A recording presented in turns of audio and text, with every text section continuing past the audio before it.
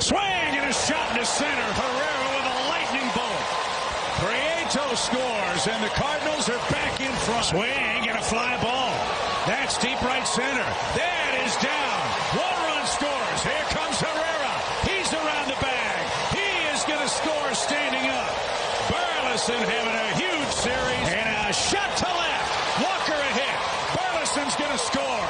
Jordan's streaking around first. He's going to stand at second.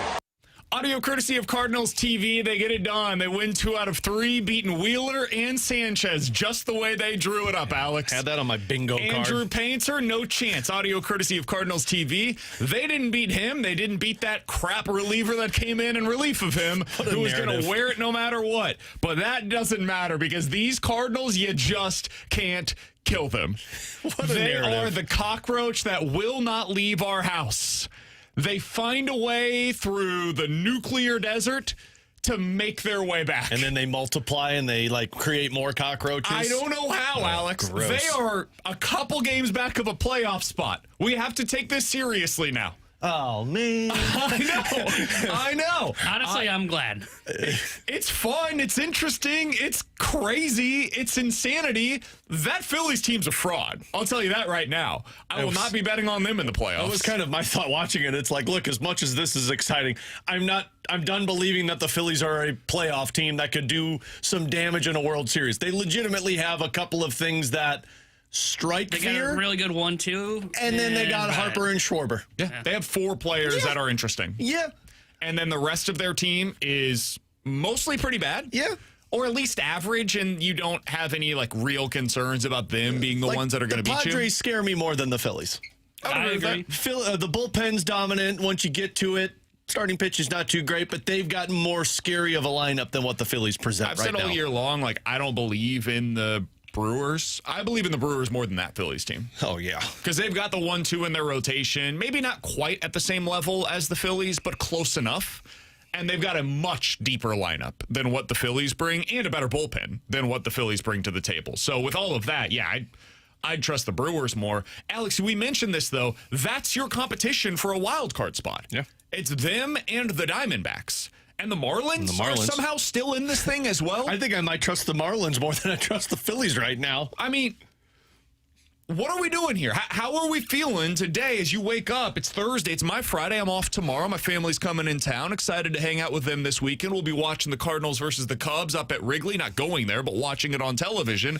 Alex, how you feeling about the Cardinals today? I mean, excited that they're back into this. That's the one thing you want in all of this, right? For how the season began, you wanted them to be a potential playoff team where nobody expected it, and now you've pulled yourself right back into it. But it's also that hesitation that it's like, am I willing to buy back in and then get let down? Because is that going to happen at some point? Yeah. Because it's happened a lot this season to where it's like you pull yourself in and then you get pulled back down. And then Libby takes him out. And you go, oh, my God. And then Dobbins will get it, and then Quinn Matthews will get called up. But look, I'm never going to complain about a team being in a playoff spot. They did what I wanted them to do in terms of trading assets away and still get into asset accumulation mode. And this is how you really find out what players you got. When you trade away Dustin May, when you trade away JoJo Romero, how does everybody respond? But look, it's exciting. I still don't think they get in. I still think one of the Padres, Diamondbacks, Padres, Diamondbacks are in there, but one of the Phillies or Marlins might edge out the Cardinals. But I do believe this is going to come down to the final stretch rather than what I thought at the deadline, where I kind of believed they were just going to be done once that deadline passed and they lost to the Angels. But instead, they found a way to kind of pull themselves back alive. It's exciting because you've got the core piece of their success from the first half finally clicking back into place. I mean, you look at the top 4 in their lineup, you just heard it on the return, right? I mean, those 4 guys, Weather, Holt, Herrera, Walker, and Burley, bulldozed through Zach Wheeler that third time through the order. It was in that inning where they ended up putting up, I think, a 3 or 4 spot on the board. So, I mean, that's what's got them back in this. And then you add in the fact that you've gotten some positive returns on the rotation, which I was not expecting this season, from Kyle Leahy and Andre Palante, who just outdueled Zach Wheeler and Christopher Sanchez. Can you say that one more time? Andre Palante, Kyle Leahy outdueled Zach Wheeler and Christopher Sanchez. That's and by insane. the way, I feel like I'm taking crazy pills. first time this season in which those guys have started back-to-back games and the Phillies have lost back-to-back games with them on the mound. I mean, think of that for a moment. For a team that, like going into this series, we're like, all right, if they get swept, like it's over. We can officially have our funeral. We can end up just like starting to prepare ourselves for the blue season. And now they're 2.5 games back of this wild card picture. Now they don't have the tiebreaker with Arizona, but they're going to make it interesting. And the part that is going to eventually frustrate me will not be so much that they keep it interesting, will be the moments that I can look back and go, all right, so we started Liberatore about 5 games that we shouldn't have, and look at that, we missed the playoffs by about 2 games. That will be the moment where it frustrates me, but I'm excited that they're back in this race, even though they sold off assets. They weren't assets that were going to be here in the long term anyway, so I'm okay with them being back in this thing. All right, here are some OPS numbers for Cardinals during this stretch, and this goes back to August 2nd when they won that game against the Toronto Blue Jays. Since then, they won that game in Toronto to finish out that series, won 2 out of 3 at the Yankees, won 2 out of 3 at home against Colorado, and now have won 2 out of 3 against the Phillies. They're playing good ball right now, and it's because of this. Alec Burleson, since that time, over the last 10 days, OPS of 1,200. No, I did not read that wrong. OPS of 1,200. On-base percentage of 440. Just a ridiculous tear that Alec Burleson is on right now. Ivan Herrera, he's found himself again. He's batting 300. He's slugging 490 over this stretch. How about Jordan Walker hitting 315? The slug isn't quite what it was at the beginning of the season, but he is hitting for a little bit of pop. 790 OPS. JJ Weatherholt, terrible average, terrible slug. He's doing what he was doing at the beginning of the year. 400 on-base percentage for your leadoff hitter over the last 10 days. There you go. Get him on, get him over, get him in. That's been the name of the game for the Cardinals, but it doesn't end there. There's a new player that has emerged, and this is all you need. Top 4 hit, somebody else from the bottom half of your lineup figures it out. Right now, that player is Nathan Church. Over the last 10 days, he's batting 345, and he's slugging at a 470 clip. So you have guys that are just figuring it out right now. And that's the offense. That's to say nothing of the starting pitching, which is now top 10 in Major League Baseball in ERA. What? This group? The group that we have been criticizing all year long, saying there's no way they can compete with these 5 coming out of your rotation, with Matthew Liberatore included in the mix. That's what's impressive. They have a top 10 rotation ERA in Major League Baseball, not just over the last 10 days, for the season. It's all just, it feels impossible, and yet they have found a way. And here they are, Alex. We said it going in. This was a big series against the Phillies, and guess what? Every time you win a series, the next one gets that much bigger. If you find a way to take 2 out of 3 on the road at Wrigley, my God, is it a big 5-game stretch in Cincinnati. For you can take 3 out of 5 there, well, guess what? You see Philly again, and you can potentially have the season tiebreaker against the Phillies by just taking 2 out of 3 against them again. And if you do all of that I just said, a lot of ifs. Then you get the Orioles. Well, then you're probably in a playoff spot. And what comes next is Baltimore, Pittsburgh, Colorado, San Francisco, the White Sox, Why'd you San skip over Fran, who was before Washington, Colorado? and Pittsburgh. Yeah, there's a series against the LA Dodgers mixed in there. But for the most part, this schedule really lightens up over the next month.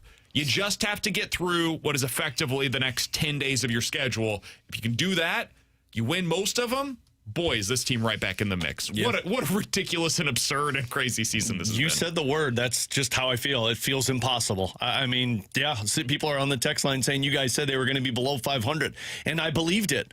Because once you sold off those assets, I just didn't trust what they had in terms of beyond Leahy and Palante. And the bullpen had just been completely broken down. And you're moving on from Romero. Your offense started to slide. All of it is kind of accumulated to this, to where they've rattled off 3 big series wins, and now you frankly feel as invincible as you probably have felt in a little over a month because of how well your pitching has been going. Your top 4 is back, and they're clicking with what they need, and potentially reinforcements will come at some point for this Cardinals team. So they've got to be feeling great. Again, you're playing with house money here. That's the thing.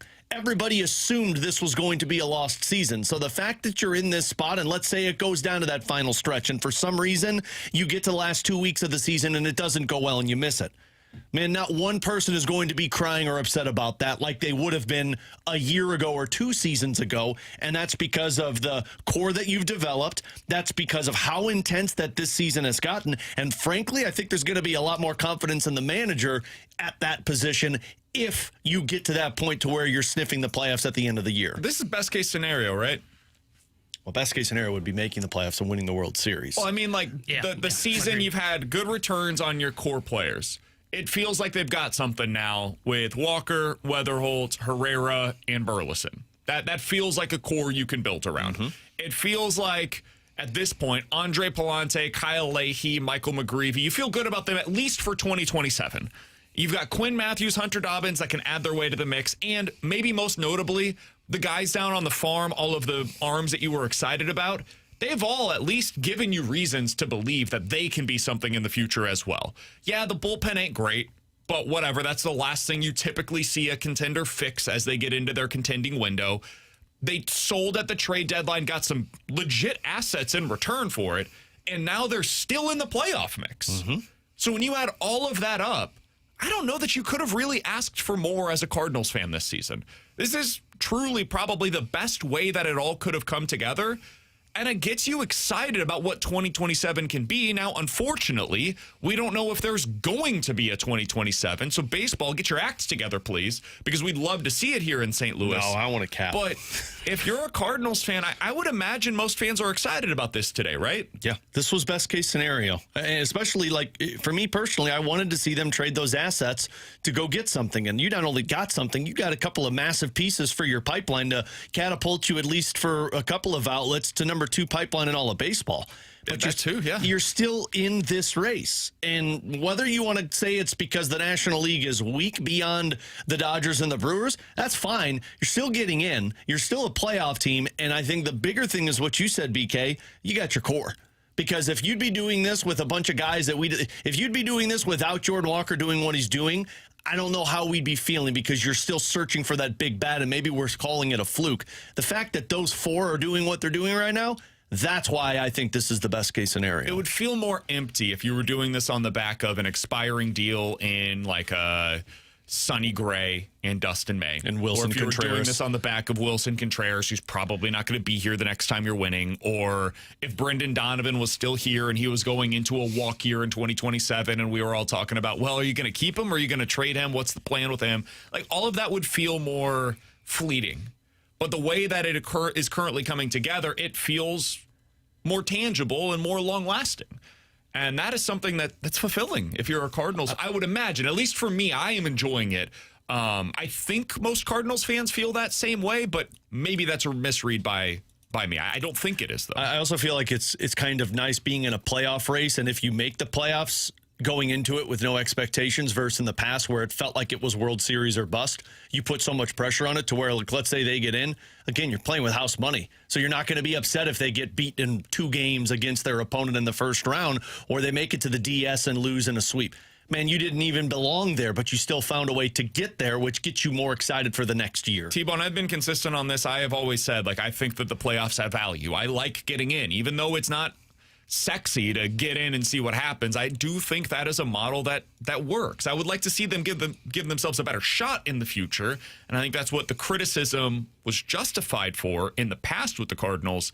But I think there's value in this team getting into the playoffs and finding out what happens. Do you see it that way? Because we have viewed this a little differently in the past. I think it holds value for this team. I mean, most of these guys haven't experienced winning baseball in St. Louis. You know, if this was like, I think we had this conversation with the Blues a couple of years ago, and I looked at the Blues roster. I go, most of these guys have been here before. Sure, like Jake Neighbors hadn't been there, but that's one guy versus a group of guys that had been. This is different for the Cardinals. Most of these guys haven't been to the playoffs. Walker's never really experienced winning baseball. His first year up here was when they were awful in 2023. Same with Masyn Winn.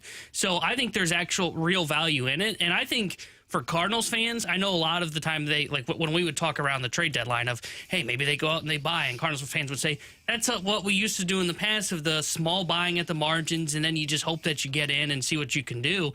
I think fans actually support more of this one getting in because they did the thing that they wanted them to do, which was sell at the deadline and accumulate assets and not do marginal buying. If you end up selling your assets, you get top-end prospects like you guys have talked about, you get a number 2 farm system in all of the sport, and then you get the little cherry on top that says, hey, by the way, you got to experience playoff baseball in October. Sure, maybe you end up going home in 2 games because you ran into the freaking Dodgers, but you get to experience playoff baseball. Those guys get to experience the biggest stage. I think that's the ultimate win for this franchise because they didn't cut corners to get there. They ended up getting there almost by accident because the core ended up playing better in the second half. That's a win for the organization.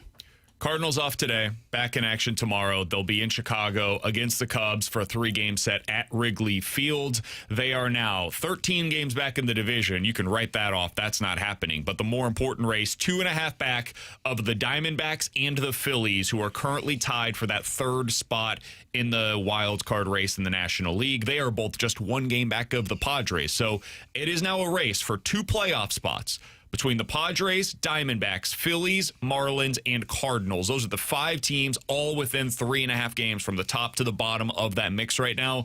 Cardinals find themselves legitimately in it heading into the weekend. Alongside Alex and T-Bone, I'm BK. If you guys want to get involved in the show, 314-399-9646. That is the Air Comfort Service text line to do so. You can also check us out and get involved in the Graveyard Chat at youtube.com/101ESPN STL. Coming up at the end of this hour, we'll get into questions and answers. But next, Kyle Leahy is paying off every possible bet that the Cardinals placed upon him this year. What does it mean for him? What does it mean for the team? We'll talk about that next here on 101 ESPN.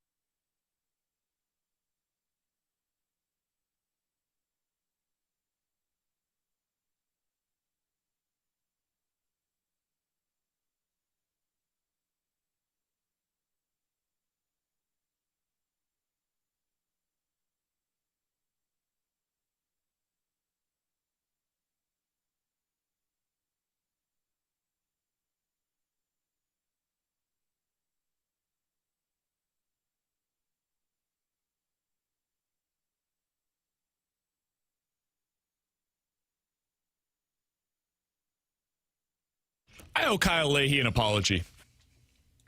I did not see this coming. In fact, I wanted his ass out of the rotation as quick as possible earlier this year. Taijuan Walker. Yep. The upside just not there. Where is Taijuan Walker these days? I don't think he's pitching. No, Don't you say anybody picked him up? Is he in Japan? No, he's not even in Japan. The entire rest of the league said, no, thank you. And I was like, that's what we need. We need some Taijuan Walker up in here. And instead, not up in here. They stuck with Kyle Leahy and bet on his upside. They were right, Alex. Turns out we don't know development in baseball. Yeah, this was not something that I was able to foresee, and he's been great. He has a 3.3 ERA on the season. Alex, I'm going to read you a list of some pitchers in Major League Baseball that have a worse ERA on the year than Kyle Leahy. You ready? I'm ready. Logan Gilbert, Nolan McLean, Justin Robleski, who was an all-star this year, Michael Wacha, Sandy Alcantara, Logan Webb, Joe Ryan, George Kirby, Taj Bradley, Jacob deGrom. How about this one? Paul Skeens, Wow. Reed Detmers, Nathan Eovaldi. It's a who's who of Major League pitchers. Kevin Gossman, who just went for a pretty good haul at the trade deadline as well. It's basically all the dudes that we talked about as potentially being upgrades for the Cardinals in the rotation, and yet all of them this season, based upon their actual results, have been worse than Kyle Leahy so far this year. He is slightly behind, and I mean slightly behind on the season, Jose Soriano, who we were all super excited about as a potential long-term answer in the rotation. Now, if you look at his stuff, it's not imposing. He is not a guy that's going to come in and overwhelm you. This is not, Jacob Mizorowski, Chris Sale, Cam Schlittler, Dylan Cease. He's not that. But he's pretty damn good.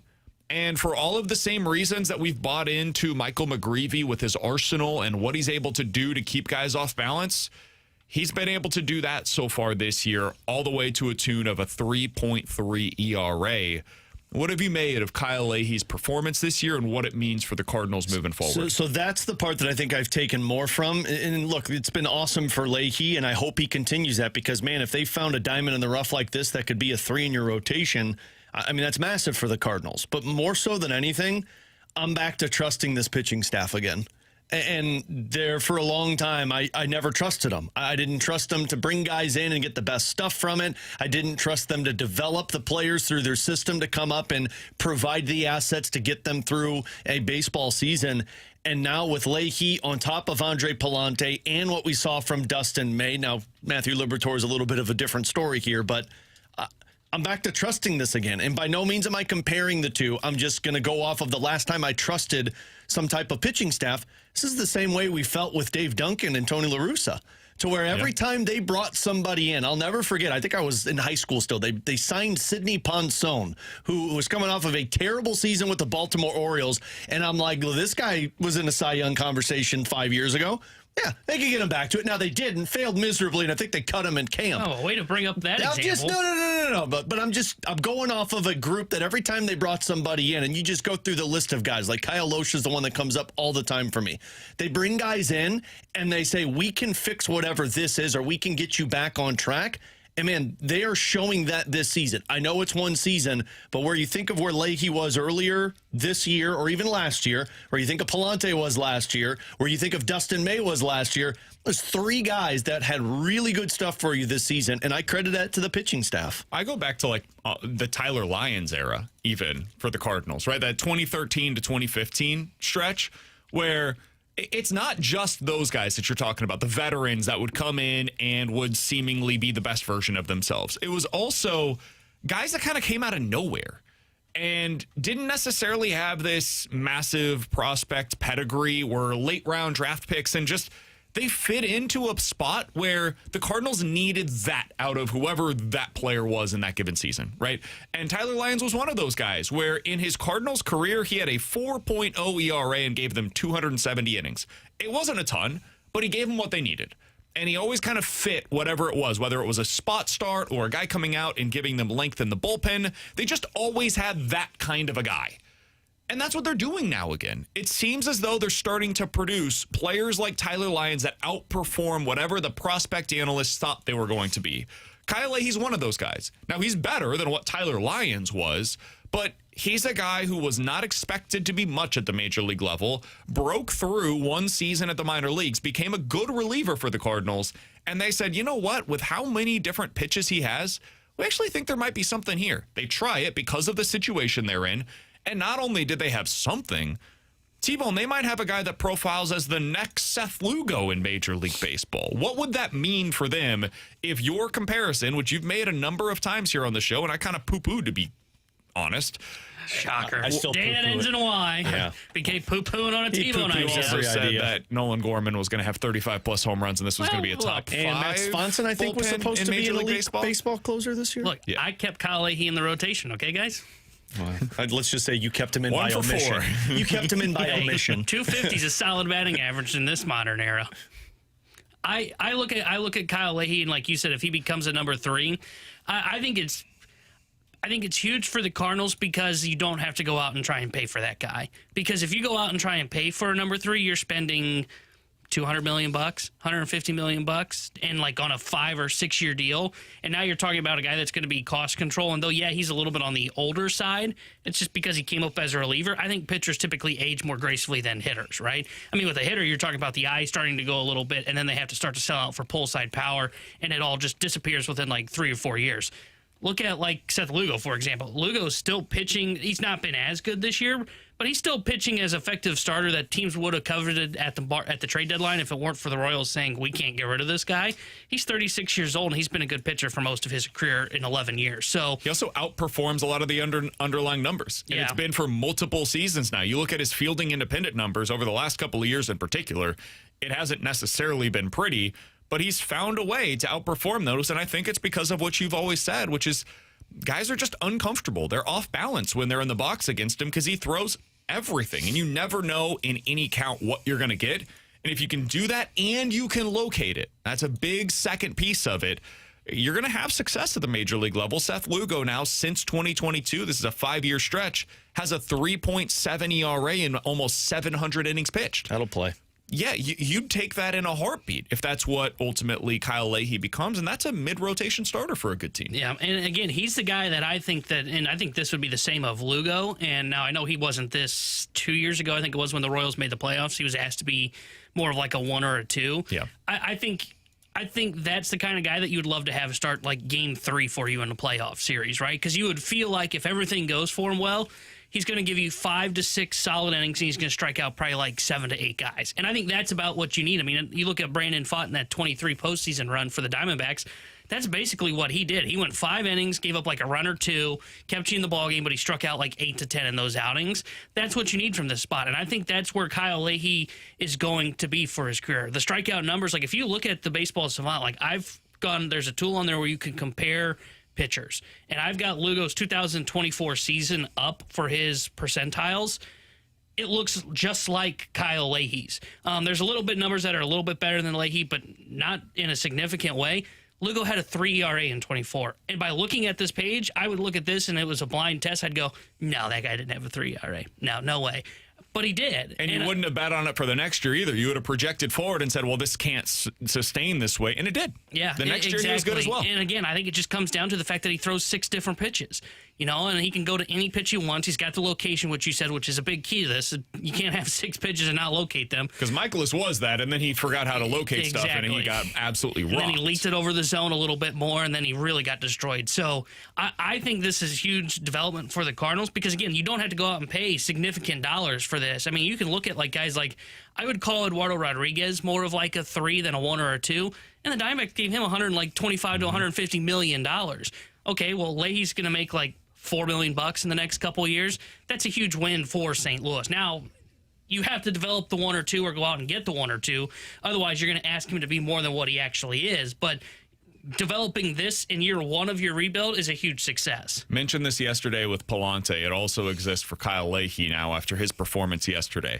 Cardinals under the age of 30 to throw at least 100 innings with a sub 3.5 ERA at this point in the season. So through 23 starts of the regular season.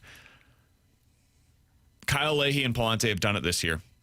The last Cardinals to accomplish that. Again, sub 3.5 ERA, 100-plus innings, first 23 starts. So basically just Go out there, throw 5 innings regularly, and have a sub 3.5 ERA at this point in the season. Also, don't be geriatric. The last to do so prior to this season, it was Jack Flaherty and Miles Mikolas in 2018. It's been nearly a decade since we've seen a Cardinal starter at this age or younger do what we've seen from Leahy and Palante this season. I mean, that is your story of why things went wrong. That's it. It's really that simple. They did not have their previous version of Leahy or Palante lined up after that run of Lynn, Carlos, Walker, Jaime, Shelby Miller, and then into Flaherty, Sandy, all those guys, many of whom ended up being traded. But they did not have the next wave of pitching to be able to supplement what they were building elsewhere. And now it seems as though they might, for the first time in legitimately a decade. So that's a huge story, T-Bone. You're right. And the fact that they're able to do this in year one of the rebuild, pretty damn impressive, because these were not guys we expected to be a part of the core. We thought we were going to be waiting another year. It's why we said at the beginning of the season, the bigger story for them is the offense, not the pitching, because the pitching, it just seemed like filler. It was guys that are just biding their time until you can see Quinn Matthews and Liam Doyle and Durangelo Sanja. The fact that they were able to surprisingly maybe add a couple of pieces into the core rotation for the next 3 years, it's a huge piece of it. And now you look at where they're at. By the way, I would only bet on like one of those guys sustaining this kind of success moving forward. Yeah, I don't know if I had to power rank the three of them, I would go probably Leahy 1, Palante a very distant 2 with McGreevy 3. Okay. But only one of those guys would I put the conductor hat on for. I don't think I'd be doing that. Yeah, no. We are about a week away. No. From this. Well, you're off tomorrow on hat. Hey, how about you hold up, put that on until they make the playoffs? Yeah. Well, we've got to be a little early. That's how this show works. He's the kind of guy that's going to put the conductor hat on for Mizzou football when they beat Arkansas Pine Bluff. No. Oh, we're still going to the playoff. Woo-hoo! I can't say anything. And when the Blues win their first preseason game, I'll put it on. If the Cardinals look good against Chicago and then they start having some good performances next week against Cincinnati, boy, we're going to get to Friday. It'll be Cardinals versus Philly in the bank. That'd be a really bad time to put that on, man. And we're going to see them for a 3-game set with the playoffs potentially on the line, having come off of series wins against the Yankees, the Rockies, the Phillies, potentially at this point, Chicago and Cincinnati, 5 in a row. Oh, boy, is it going to feel good to put that oversized hat on once again. Can't wait. I don't know why you decide. This is why people don't like you in St. Louis, man. Yeah. Well, you do this reasons. and you sabotage fun. You ruined a no-hitter for T-Bone at the ballpark. Yeah. You're going to ruin a playoff push for Cardinals had thrown fans. 75 pitches through 5 innings. You don't ruin a no-hitter. T-Bone was excited about a combined no-hitter. Nobody gets excited about a combined no-hitter. Me and Derek Gould were on the same in a regular season, middle of August game. So? You get it's a to see no-hitter. a You know how many have been no-hitter. thrown this year? I think 1. Combined no-hitters? No, just a no-hitter in general. Yeah. I think it was a combined You don't no-no. even track the combined no-hitters because they don't matter. What? Coming up Yes, in we 15 do. minutes, 314-399-9646. Yeah, all the guys after that game were like, oh, guys, good job, but it didn't matter. We got a combined no-hitter. At least we didn't suck, right, guys? That's right. In 15 minutes, we'll get into questions and answers. But next, it sure sounds like Mark Mitchell's not going to be at Mizzou, but he is going to play college basketball next year. We'll talk about it next year on BK and Ferrario.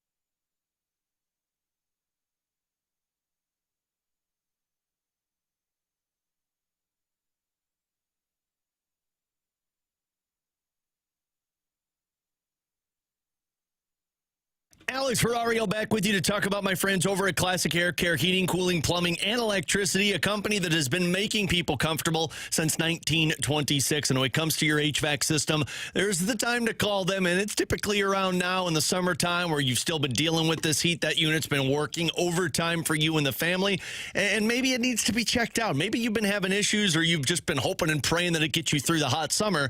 Call Classic Air Care. They can check the unit, clean the unit, fine-tune it, make sure you know tips and tricks to make sure that that unit you have, whether it's older or newer, can withstand all of the weather that it's going to be going through over these next few months. And while you're doing that, make sure you head over to their website. When you schedule online, you can also check out the Feel the Love program. It's where people can nominate. You can nominate somebody that you believe deserves, and it always puts the community first. And if they can win, they win a brand new HVAC system courtesy of Lennox and Classic Air Care. So whether a local hero, military vet, teacher, first responder, or just someone who always puts people first, nominate them today on ClassicAirCare.com. Again, that's Feel the Love program on their website. Schedule today. Just tell them Alex Ferrario sent you. ClassicAirCare.com.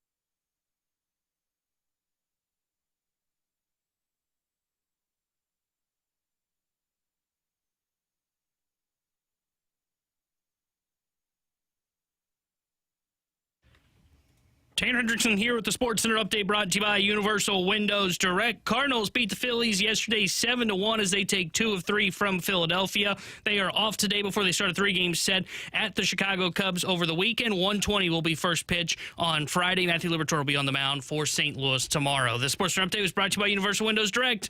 You'll be saying, I love my windows.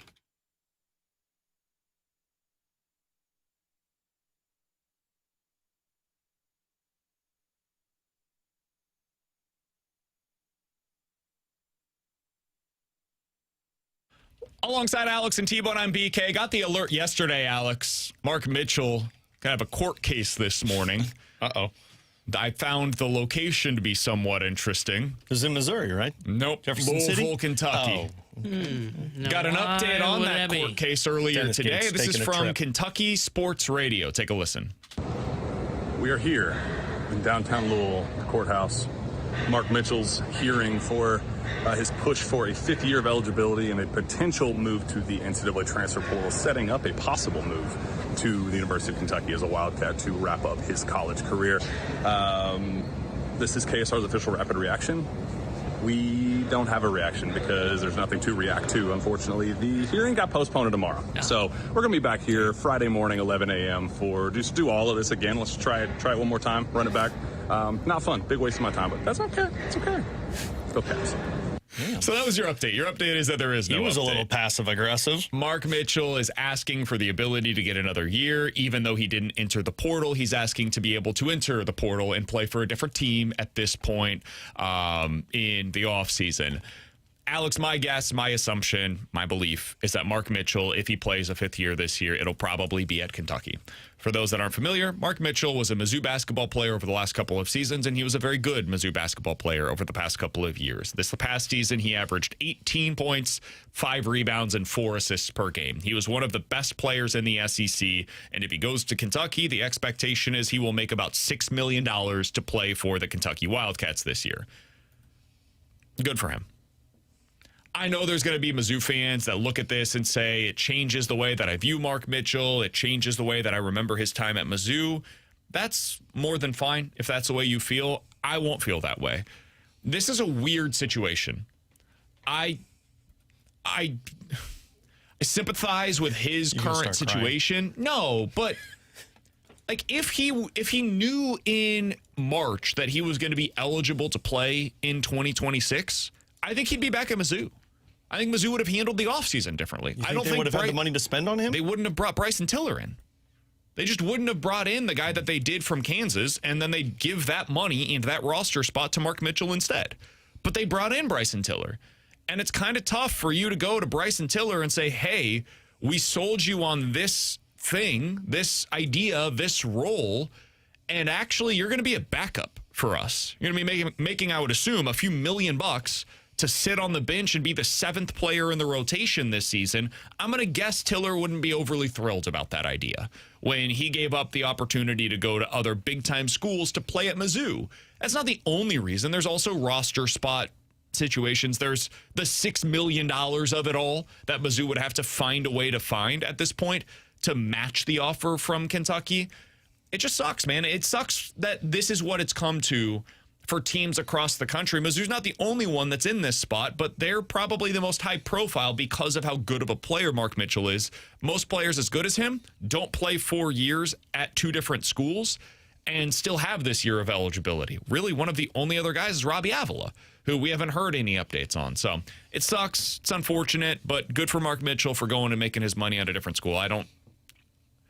I don't diminish him, or I don't look at his time at Mizzou any differently because he's doing this. I don't look down or diminish any student athlete right now that decides to flip any offseason, because if you can go out there and make that type of money, and let's be honest, Mark Mitchell's probably not going to be an NBA player.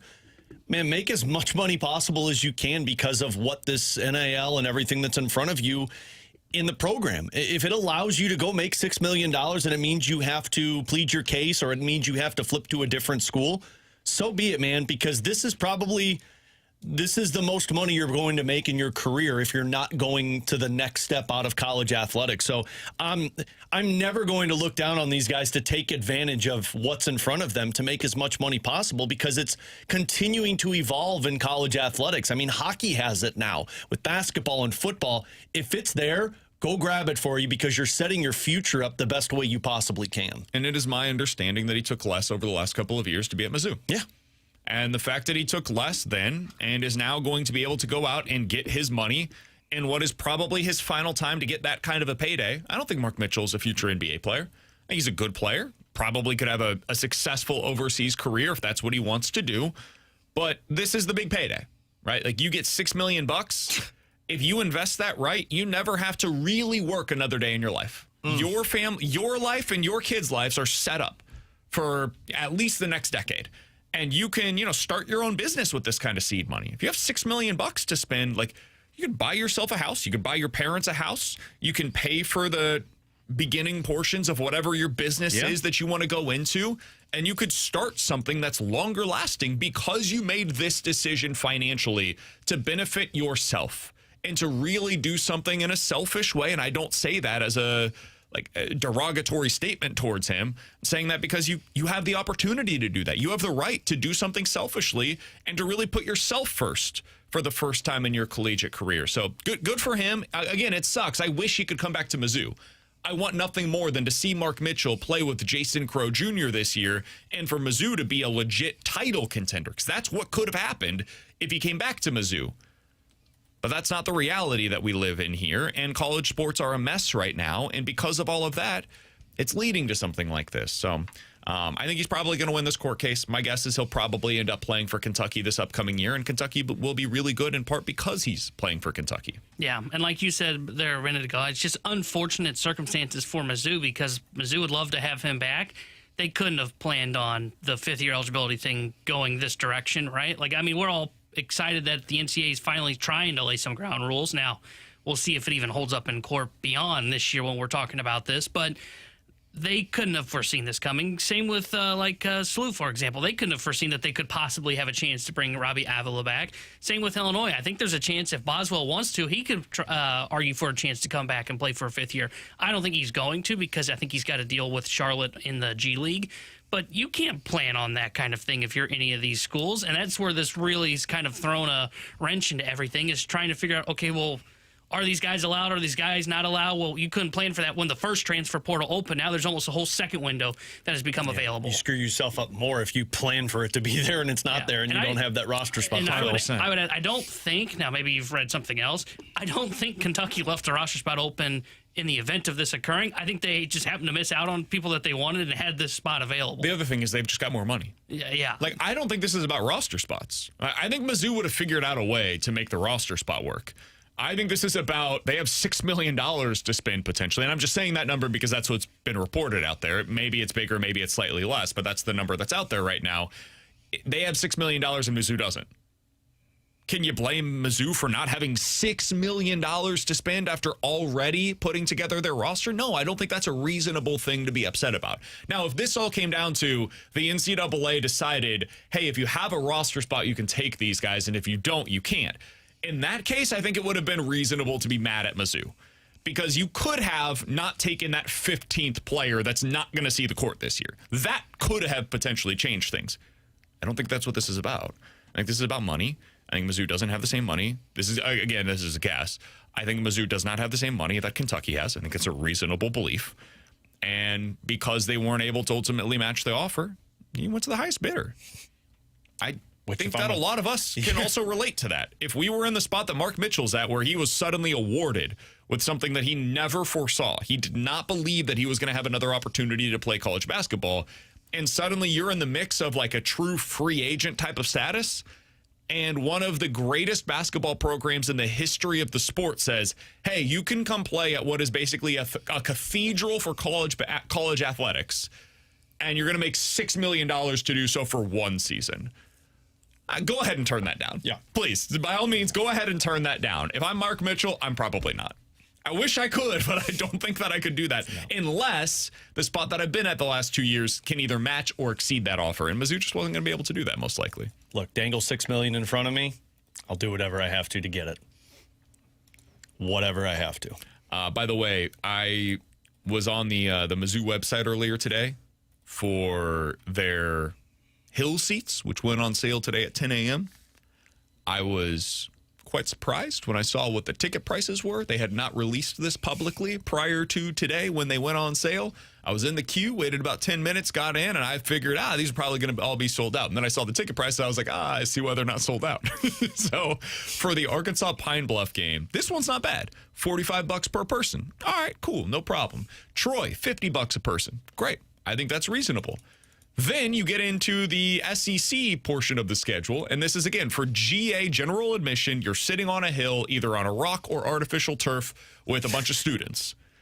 For Florida, for one ticket, general admission to sit on the hill at Mizzou, $180. I'm not paying that to sit on a rock. For Texas A&M, $150. Not paying that to sit on a rock. I'm not For the Texas game, Mizzou versus Texas, Columbia, Faurot Field at Memorial Stadium, $210 to sit on the hill. That's the Manning bump.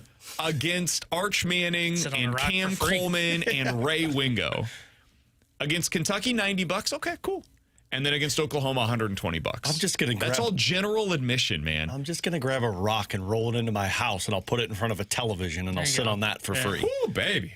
I was quite surprised. Which one are you paying all the money for? We were thinking about doing it for the Pine Bluff game, but my wife said, hey, we're going potentially with my father-in-law. He'd probably prefer to have a seat. And considering that the seats on the secondary market are going for like $30. I don't blame him. And the Hill is going for $45. Yeah. We'll go ahead and take the seat. Look, man, I know you're married and you've been married for a long time. You don't want to tell your father-in-law to sit on a rock, no matter how long you've been married to him. Yeah. If the tickets for the rocks were like $25 and the seats were $50, I would have thought about saying, hey, we're going to sit on a rock today. But okay. For it to be more expensive to sit in the general admission, I'll go ahead and take the seat this time around. 314-399-9646. That's the Your Comfort Service text line. Questions and answers coming up next.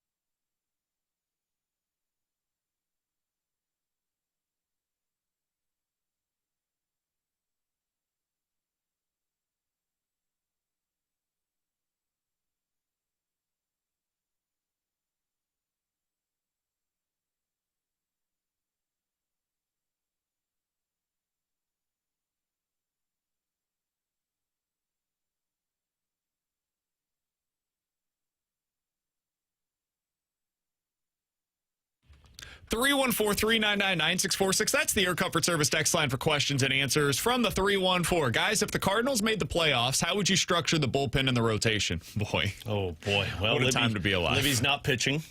He's not on the playoff roster. He'd be in He's the in the bullpen. I think I'd go... Who starts game one for you? McGreevy.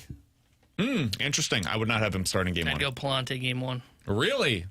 Wow, we all have a different game one starter. That's fun. I don't know Leahy's going to have the innings to go. We talked to some people around the organization. I think he'd be okay.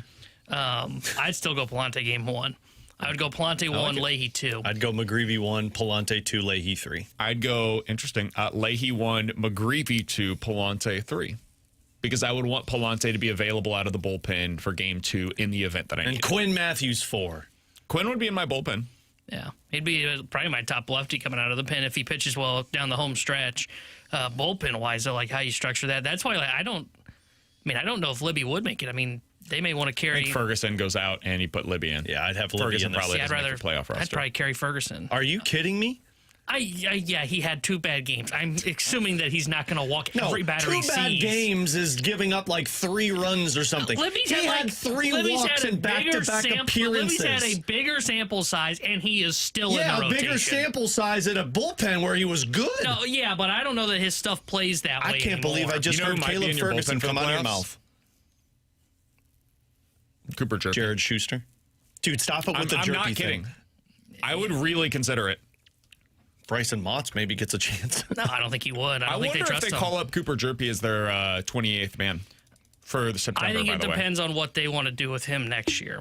Like, if they want him to be a starter next year, they probably have him just keep starting down in the minors to gain more innings, because it's not like he's thrown a lot over the last couple of years. But if they are thinking, what if we made him our top lefty bullpen option going into next year, I could then see them decide to do him that out the way that they did with Libby and the way that they did with Kyle Leahy. The tough part is, though, I don't know, like, ideally you wouldn't even have to do that because your pipeline will just develop enough pitching, or you go out and sign somebody to fill that. So, like, it almost, to me, feels like a path of, do we actually believe this guy can be a starter for us? If so, let's continue to build him up and even do that going into next year. Or do we just see him long-term as a bullpen arm that's going to be awesome and he can make a hell of a living doing that? That's kind of the path that they're in. I don't know that it's a path of, well, he goes to bullpen, then we stretch him back out. 314-399-9646. That's the Air Comfort Service text line from the 314. Guys, would it be a slap in the face to the fan base if Baez does not get the call-up this weekend?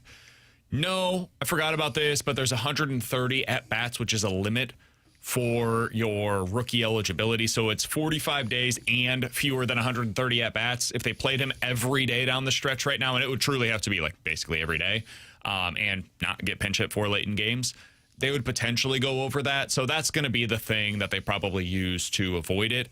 I also just don't know that they need to yet this weekend. I saw there was a report that they're not planning to do so. If they go up against a lefty, and I think they're scheduled to, Saturday? Yeah, I don't have the schedule in front of me, but I think that's when they go up against a lefty. I'd kind of like to see it, but no, I don't think it's a slap in the face. Yeah, I just don't understand the slap in the face narrative. Like, they'll bring them up when they feel like it's ready, and everything that they've done this season has been beneficial to the players and the timeliness of these guys. And I don't know if it's necessary to just call the guy up because you want to see him. It's not a slap in the face. It's the proper management. I think if he's not up here by September 1st, then I would consider that a slap in the face, because then you don't have to worry about the 45 days and the 100 and whatever it is, 30, 40 at-bats. He won't get close to that.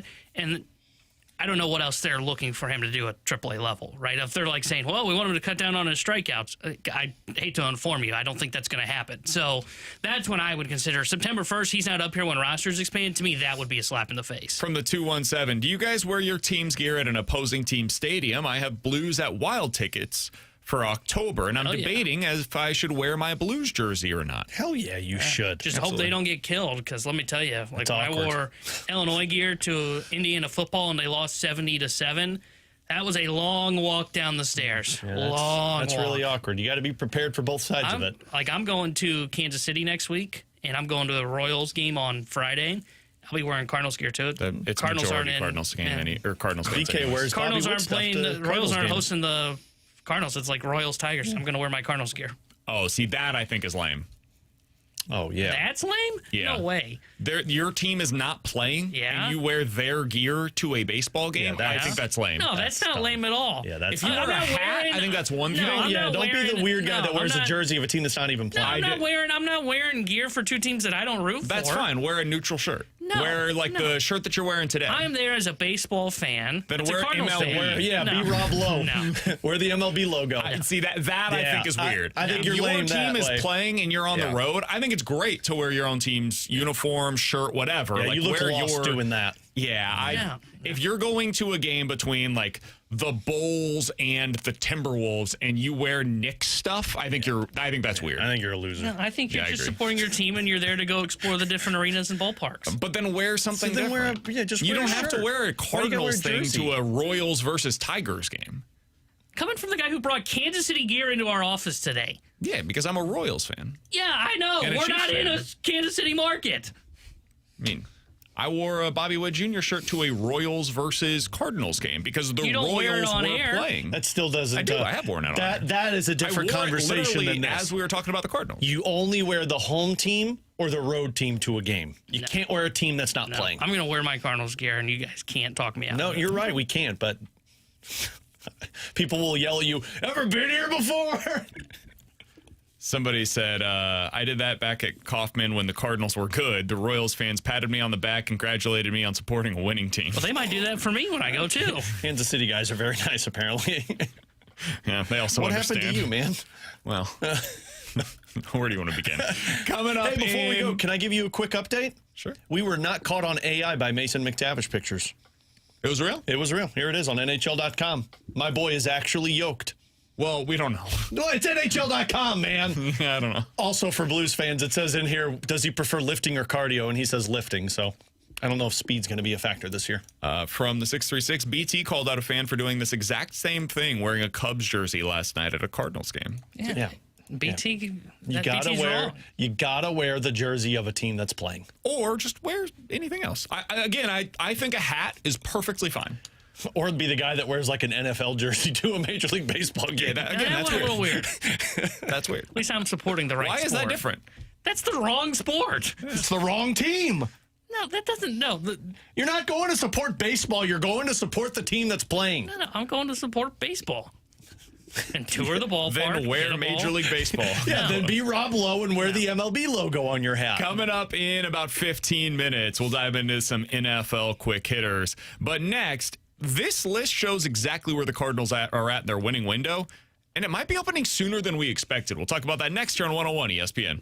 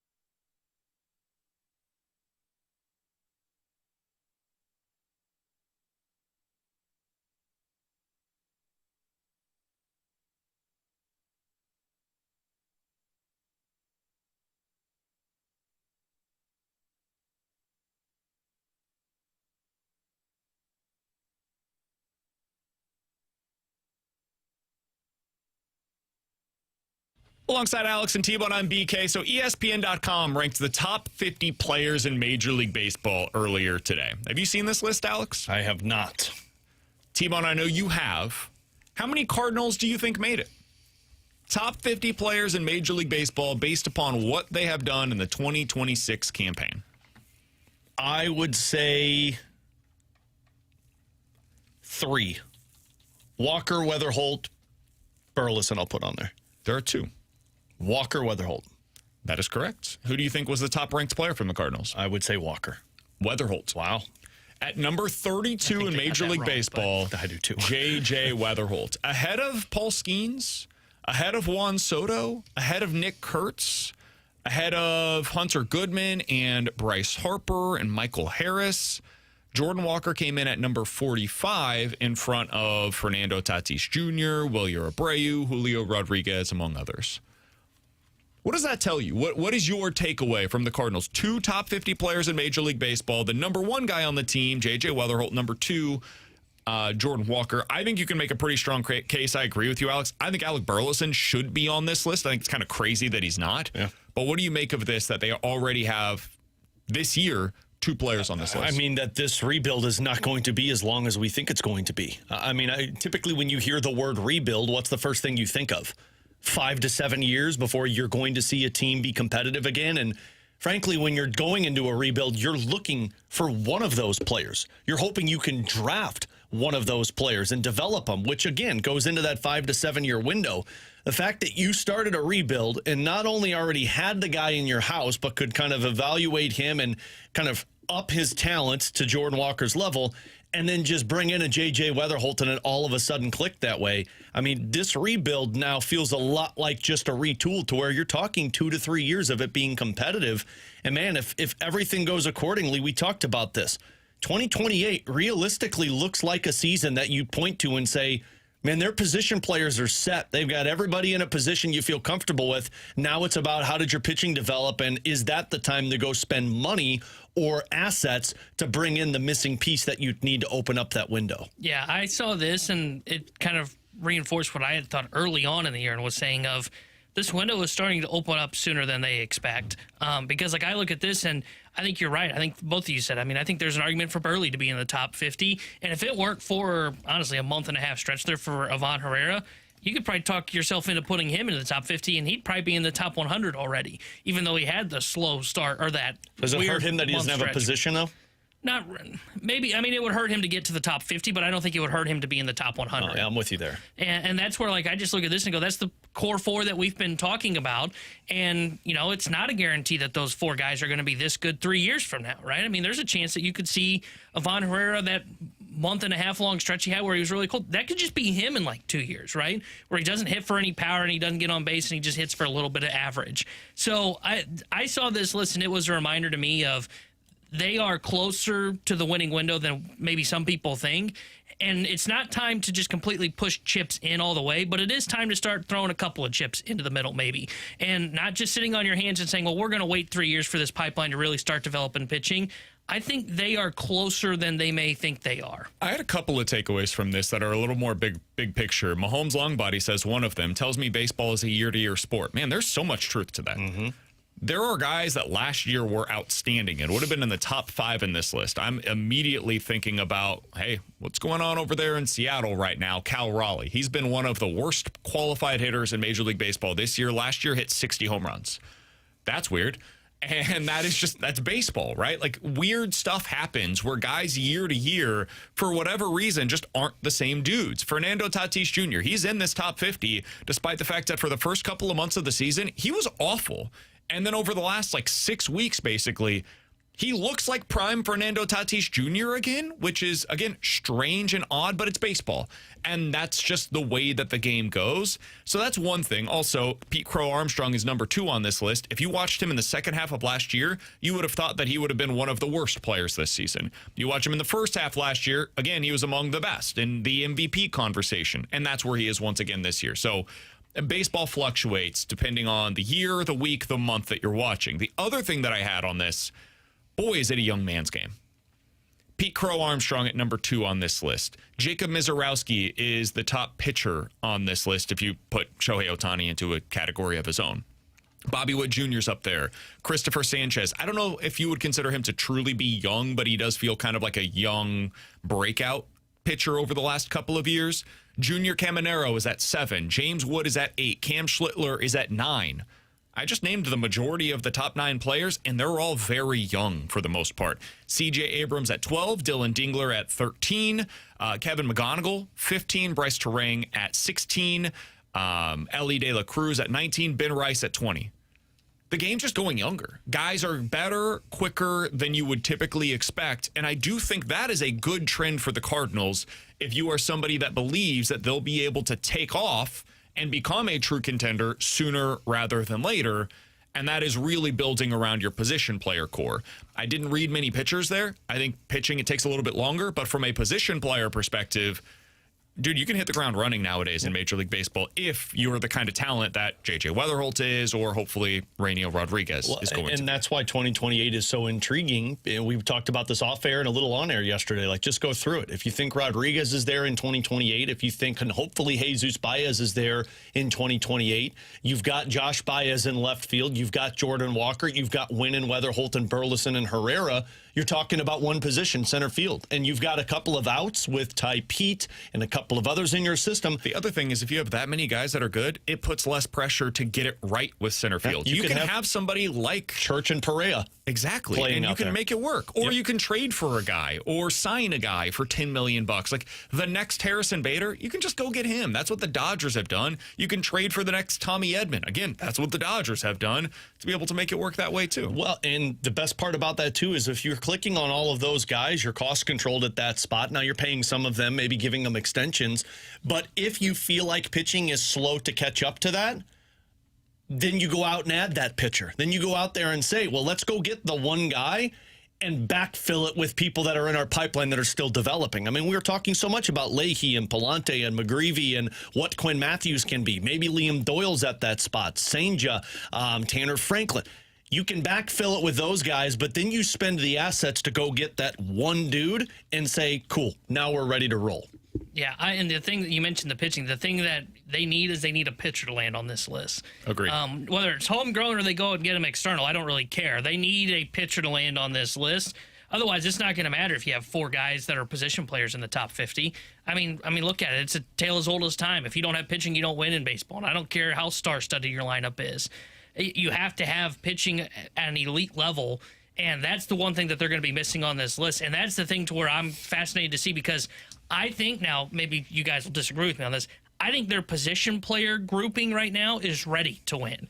The pitching is the thing that is lagging far behind, and that's the thing that I'm curious to see if they try and accelerate it this offseason or not. My guess would be they don't, just because, 1, I don't know how much of an offseason we're going to have, and 2, I think they want to try and do this internally. But that's the one area for me that they've got to try and get that caught up quickly here, as this position player core is hitting its stride right now, because BK is right. I mean, you can look at this list, and there's a bunch of guys that weren't here last year or were on this list last year that aren't in the top 50. I mean, it can go like that. And I don't mean go to where Jordan Walker doesn't learn how to hit again, but if Jordan Walker's just 5% above league average compared to 33% above league average, that changes a lot of what this lineup looks like. Yeah, I mean, for me, I think you're still kind of hoping to develop a couple of more complementary guys just a little more consistently, so that when your top 4 disappear for a little bit, you've got them to step in. But I don't disagree with you fully to this extent of they've got guys that I look at and say you could win meaningful games with a couple of these pieces in that spot. And that's why, I mean, you do have to look at it and say, okay, we've got 4 catchers in our system. We've got a lot of these prospects in our pipeline. At what point do we wait on these pieces versus, okay, we think we've got the right stuff. We're not going to expedite this by trading everything to go get a older pitcher to win right now. But at what point do you look at it and say, maybe let's go out there and see if we can get a middle-aged guy who's cost-controlled that could come in and kind of move this thing along rather than be patient and wait for it to happen? As I go through this list and see, so I just looked up the teams that have odds on FanDuel of 20 to 1 or better to win the World Series. There are 7 of them. It's the Dodgers, Yankees, Brewers, Rays, Braves, Cubs, and Red Sox. Those are the 7 teams right now that have 20-1 odds or better to win the World Series in 2026.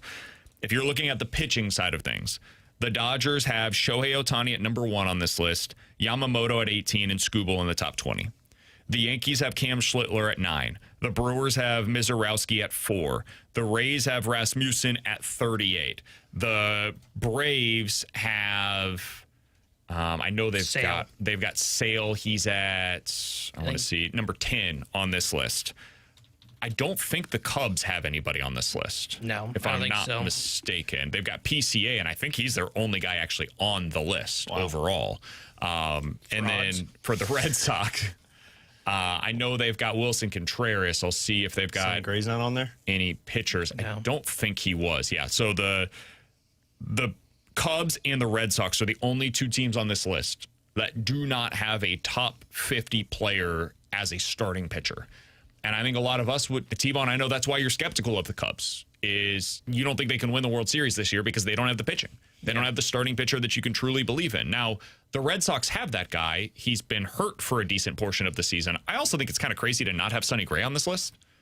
That seems kind of where I was at, too. It seems wrong. I think I saw Dan Plesac put his list together of players this season, and he had Sonny Gray as a top 10 player this year. I mean, he's got a 2.8 ERA on the season. Yeah.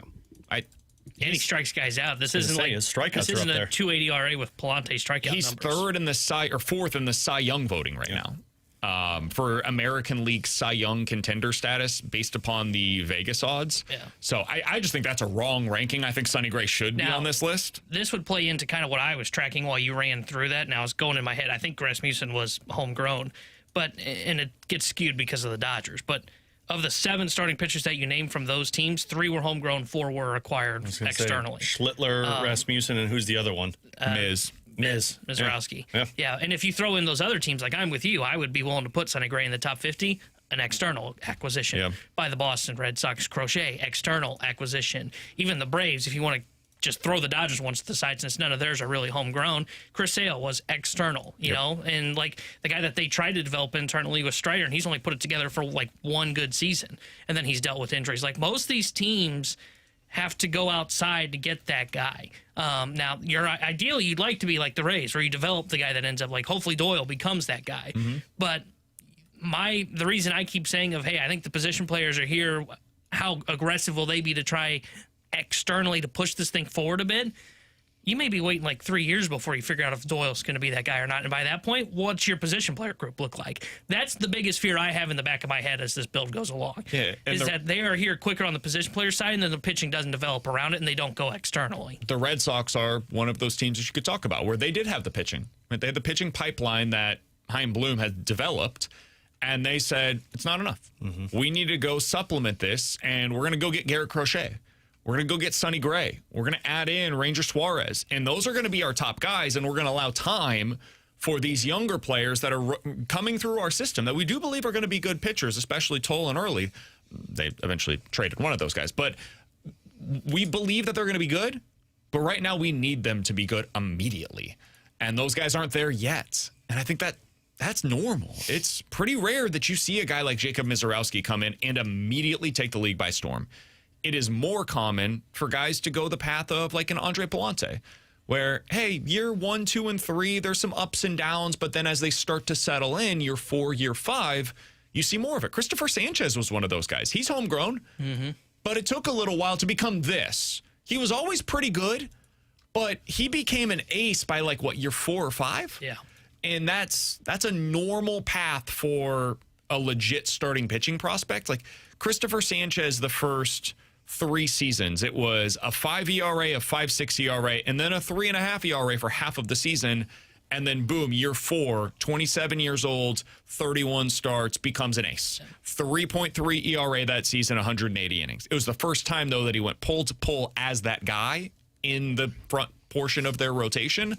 So I agree with you, T-Bone. I do think they're eventually going to have to go out there, bite the bullet, and whether it's trade or signing, go get the guy that ultimately unlocks what their rotation's going to be. And if you've got those top-end guys, Philly's a great example of this, Sure, they probably believed internally, hey, Sanchez, we can develop this guy into being a top-end starter. We need time and we need less pressure on him. Like Wheeler and Nola took the pressure off of him of having to become that guy. Like my fear is that by the time we start to see Doyle, which I think that conversation will become real about this time next year, if his development goes to plan, I mean, there's going to be people looking at him going, all right, there's our number one. Okay, go get him, Liam Doyle. You're the number one for the St. Louis Cardinals. No, he may need like 2 or 3 years to develop into that guy. And as we've talked about with the position players, it can go quickly of how quick that core kind of starts to not rot out, but doesn't end up being this high of a ceiling that you're seeing right now from them. Coming up next, it's time for some NFL quick hitters here on BK and Ferrario.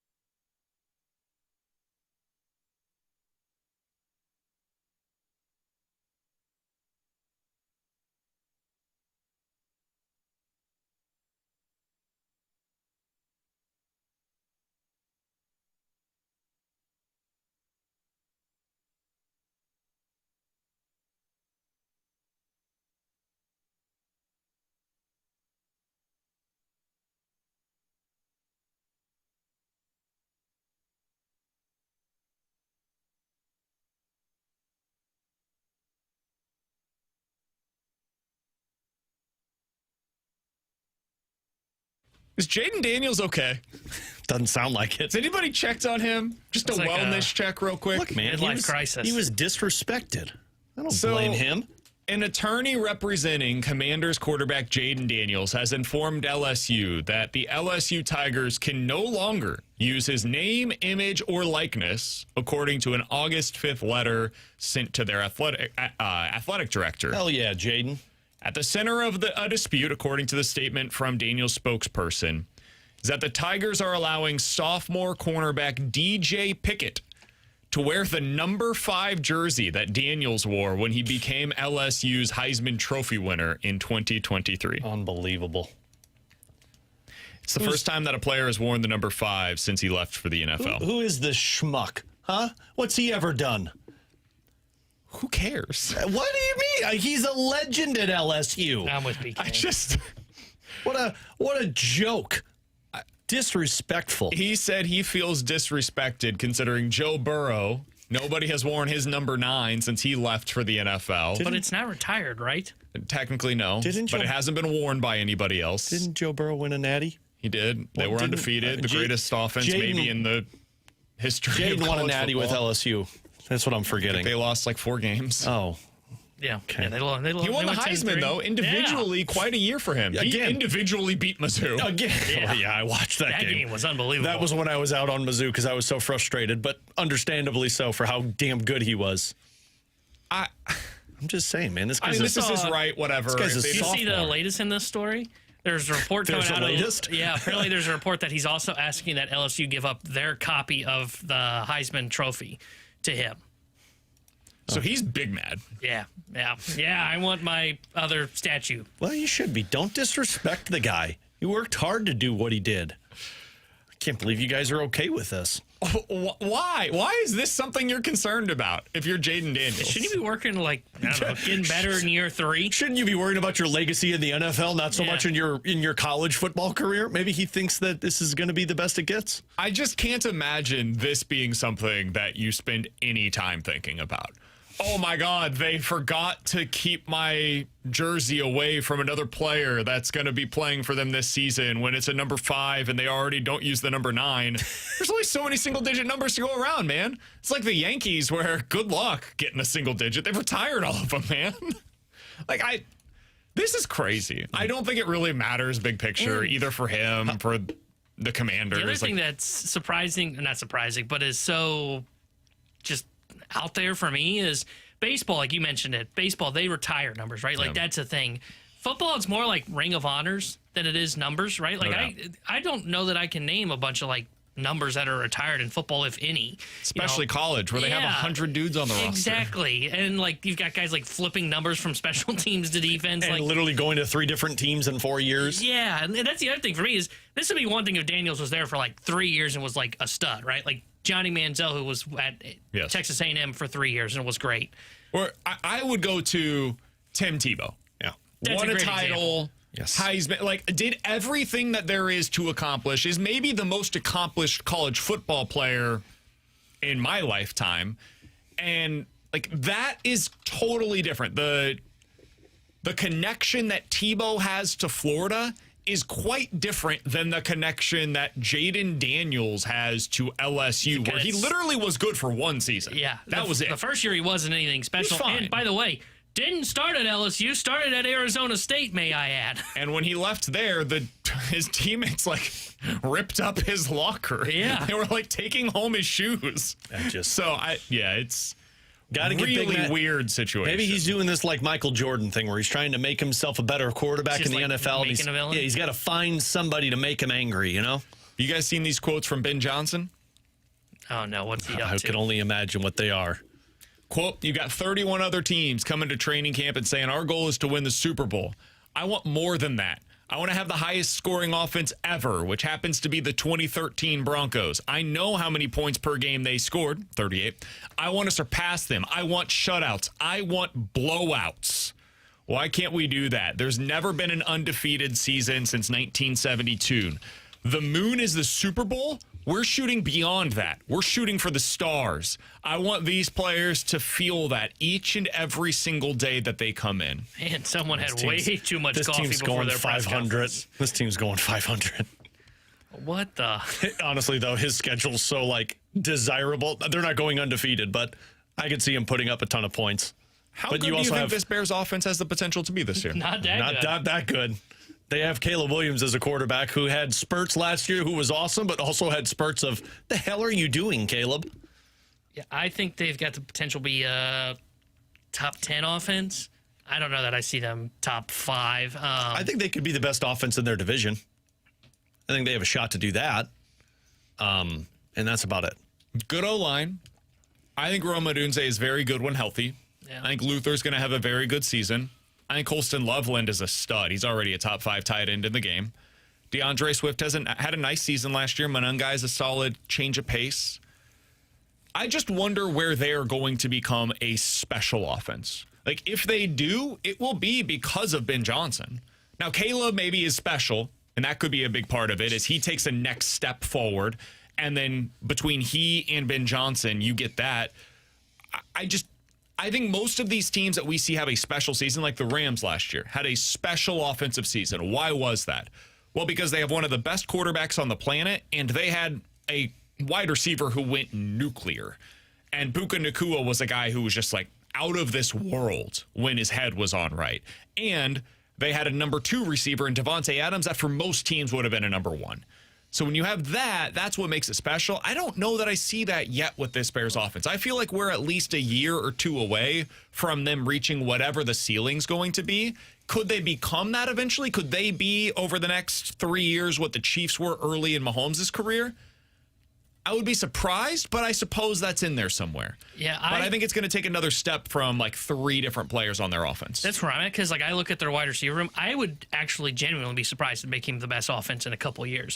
I don't see a number 1 on there. Yeah, they need to go get a number 1. They don't have a number 1 receiver. I mean, I think Odunze has that kind of potential. Maybe, but I haven't seen it from him to be that number 1 guy. I think he's a great number 2. I think Burden will end up being a great number 2. But you said it about the Rams. Like, they've got a true number 1. Like, Pook is a guy that strikes fear into you. You know, JSN was that guy for the Seahawks last year that struck fear into teams. That's a number 1. I don't know that I see that from Odunze or Burden. And then with the running back room as well, like, Swift's good, Monunga's good. I don't know that those guys are, like, they truly strike fear into a defense. I don't know if their defense is that good, too, to where I feel like they're going to be... Well, that might be a reason why their offense scores a bunch of points. Because when you're in shootouts, it incentivizes you to continue scoring. That was part of the Chiefs' thing when they were in that first year of Mahomes. Their defense was so bad. Yeah. They had to score 40 points. And that's why, because he says he wants shutouts. It's like, I don't see that happening for your team. You need to chill out on the espresso. When I see this stuff, it's a reminder. Ben Johnson is known as a offensive guru. I think Ben Johnson's a football guy as much as anything. You know, like he's more than Dan Campbell. I think he's got a lot of that. I think there's a reason why he and Dan Campbell got along so well. He did work with Dan for a while. I'm surprised he didn't talk about biting kneecaps off in that. And I think that's a really important part of this. Like, I think Mike McDaniel's a really good offensive mind. I don't know if he has this. This is the piece of the puzzle that I wonder, and I do Mike's think it's important. a little bit of a weirdo. Like being that like leader of men CEO type. I know it gets laughed at sometimes, but yeah, dude, it's super important. There is a spot where you get a little too intense with it, which I wonder if I'll be fascinated to see what it looks like with him as he continues to develop as a head coach. Do you grow do you stick at the line or do you cross the line? Sure. That's where it really feels like become a hard ass instead of being a guy that people respect. Like, yes. I think Sean McVay is this. I think Kyle Shanahan's this too. Shanahan is a little bit of the fool. He's a little bit of a hard ass. Fair. And I think that might be why they fluctuate so wildly year over year. You need to chill a little bit. Sean McVay has figured out the way to channel this. And he's got this energy that Ben Johnson has, but he also, is able to take a guy off to the side and, help him out a little bit and go and hang out with his quarterback in Mexico in the offseason. Like, he's got a little bit of that's important. Both sides to him. We'll see what Ben Johnson ultimately becomes. I agree with you. I think he might be a little bit more of the Kyle Shanahan than the Sean McVay. He needs to chill a little bit, though. Alongside Alex and T-Bone, I'm BK. In 15 minutes, we'll dive into the junk drawer here on BK and Ferrario. But coming up next, we've been getting a few questions about this. It doesn't sound as though Joshua Baez is expected to get the call up to the big leagues at any point this weekend. Why is that? And when could we see him? We'll talk about that next year on 101 ESPN.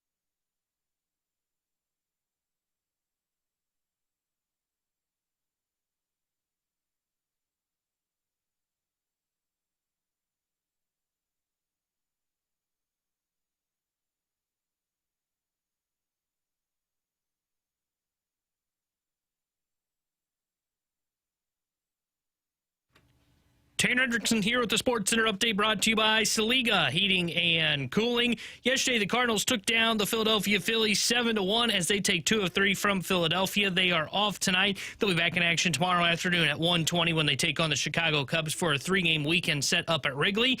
Matthew Liberatore will get the start for St. Louis tomorrow. The Sports Center update was brought to you by Saliga Heating and Cooling, a Daikin heating and air conditioning dealer.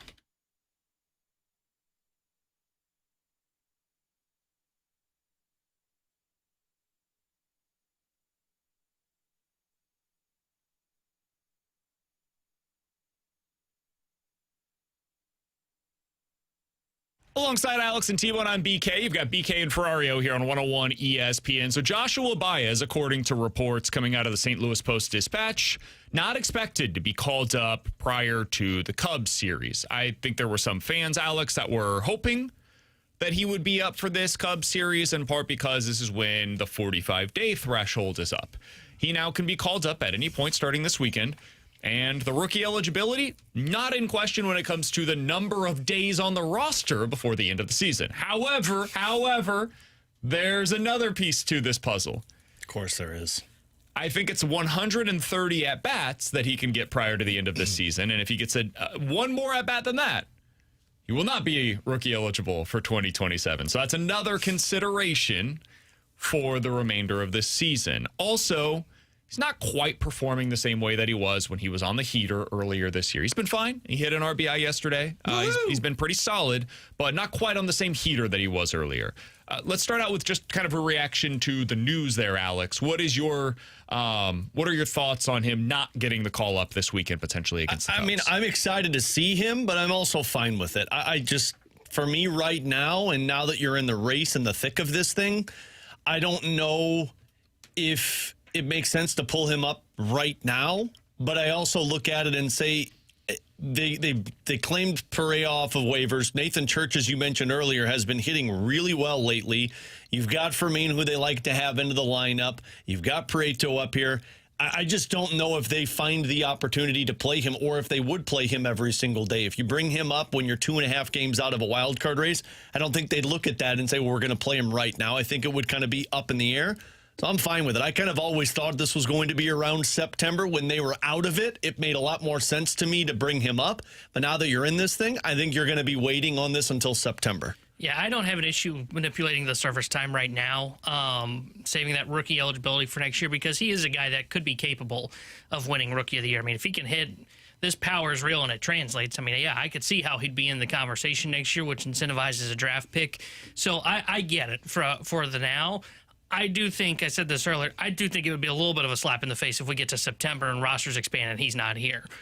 Because this is a guy that I don't see anybody blocking his spot to play on the big league roster. To me, this guy slots in immediately into left field and hits like 5th or 6th in your lineup, and then you just see what he gets, see what he looks like, right? And I think that's beneficial to him. I think it is more beneficial to him to get these at-bats than them chasing the playoff race.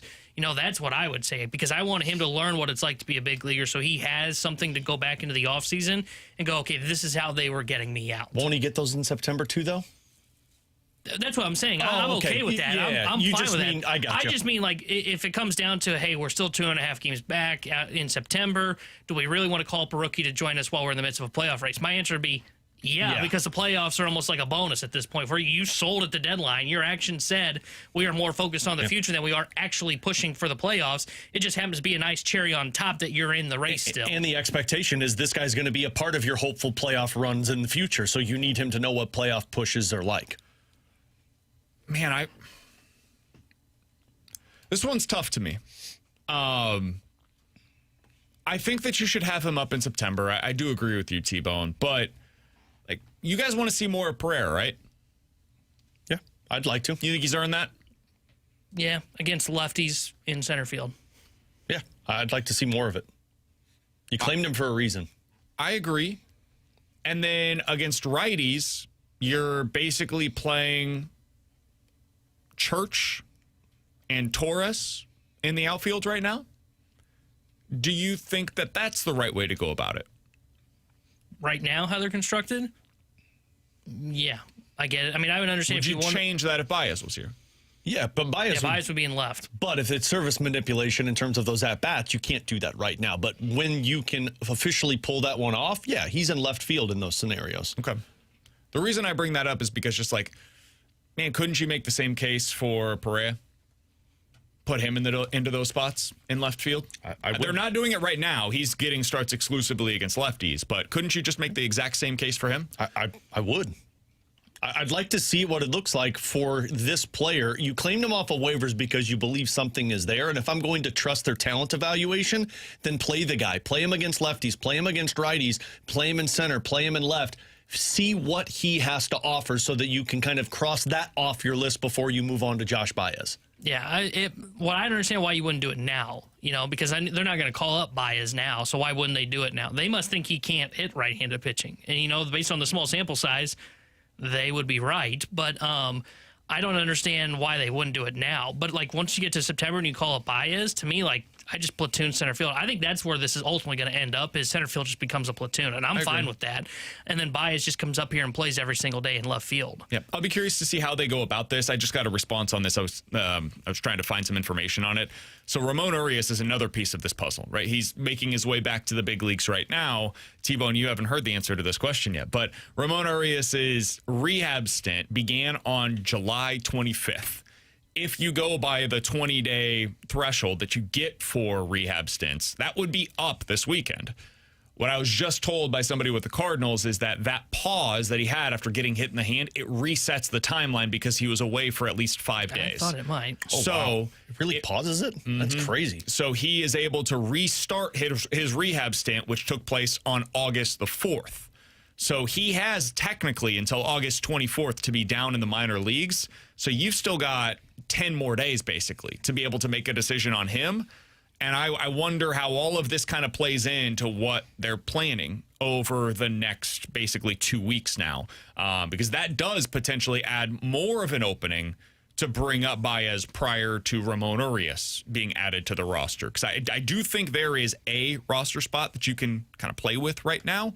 I don't know about two. Who are you, prior to September 1st? If you were to make this move now, what are the roster moves that you think they would and or should be making? I think it's just Prieto, right? I think Prieto would go down and they would bring up Urias whenever he comes back. Or I think Baez, depending on which one you prefer. I'm just trying to go if we did two right now, just to keep it simpler in my head. I would think it'd be Urias for Prieto, and then I think Baez would be for either Torres or, I think it would be Torres. I think it'd be him. Torres or Blaze. But I don't think they'd move Blaze down. And the only reason I say is because Torres is utility to where he could play outfield. Blaze was the one I was thinking. The reason that I don't know. I would think you just go Torres, but BK's brought up the point you get you become right-handed heavy, which is a problem for the first time in a while. But the reason I don't know about Blaze is when are they playing Blaze? They're not playing him now. They're not going to play him against, I don't think, lefties over Urias. I think in that scenario you would play him against lefties, because who's your alternative? Well, the reason I brought that up is because Urias is good against lefties. Oh, yeah.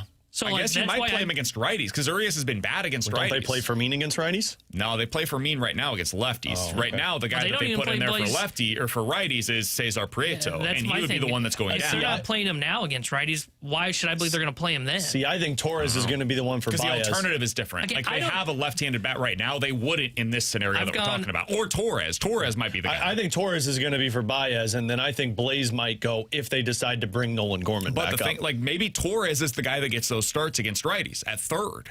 Yeah, it's fair. And that's maybe why instead of him being the left fielder, now he gets to start at third because they have somebody in Baez that's getting those starts in left. Well, that's why I wonder if we're going to get to the point where they bring Gorman back up, too, because the success he's having in AAA, and you can play him against righties and put him at third base and get more of a run there. What if they bring up Gorman this weekend? What if it's not Baez and it's Gorman? I don't think this is happening, but what if it was Gorman that got the call? He hit another homer yesterday. And he had 3 walks, I think, in the game, too. It wouldn't surprise me one bit if they called him up because they're going to believe on fixing him down in the minors. Can I be honest? I'm fine with it. I'd rather for this weekend going against the Cubs. I mean, they're throwing if two he's lefties, on a heater though. right now, like whatever. Well, yeah, if they're If they throwing were two throwing two lefties, I lefties don't in need this him out series, there. I don't. Would you rather see Prieto or Well, that's Gorman? what I was going to say. I'll take I'd Gorman rather over see all of Blaze. those. Again, I've gone on this. I don't understand what the hell they're doing at third base. I agree. I would rather see Blaze for those 3 games. Prieto and Torres are so far down that list of wanting to see them. I'll take Nolan Gorman over any of those guys. But I'm in T-Bone's camp, and I have been. What are we do? Just keep Blaze out there. In his last 13 games, he has 8 home runs. Blaze? Nolan Gorman. Now, he is striking out a decent bit, but not as much as he was previously. It's 16 strikeouts, 11 walks over the course of 13 games. I wouldn't bet on him when he got up here. I wouldn't either, but we know how this works with Gorman. Sometimes he gets hot for a stretch, and you can't explain why. You don't know when it's going to end. It will end, and you'll know it. You've already missed half of the hot stretch, let's be honest. But can you get the other half? Can he become on the left side what Velazquez was for you from the right side for a little bit there? Maybe. Wouldn't you like to find out? No. I would rather play Blaze there. But if you're telling me my options are playing Prieto or Torres there, I'll take Nolan Gorman over it. Just because I don't really care. Those guys don't play into my future. Why did you leave the right answer off the test is what I would say. Like, why is Blaze not playing at third base? That's the true answer. I think they're caught in He's between. been bad so far. That's fine, against but righties. I know, but again, it's a small sample size. I would still want, if there's anybody inside the organization right now that I would say I'm willing to bet on as a long-term answer at third base, and I get it, they're not all good answers. And I'm saying long-term, I'm thinking 3 to 5 years, not just next year. The guy I would circle is Blaze Jordan inside the organization. It wouldn't be Nolan Gorman. It wouldn't be Cesar Prieto. It wouldn't be Jose Fermin. It wouldn't be Brian Torres. It wouldn't be Roman Arias, because if anything, they're just picking up the option for 1 year and trading him at the deadline. He is the one guy I would circle at third base that has any shot of locking that thing down for the next 3 to 5 years. And again, I don't think he's got a great chance of doing that. But that's the guy that I'm willing to give runway to. And instead, they've just said, we'll put him on the bench. And then when Urias comes back, we might put him in AAA. Hell, I'd rather see Sajacy get that opportunity because he's been hitting down at the minor leagues over Gorman, to be clear. Because I'm done on Gorman. I don't think that's great. That's cute. He's hot.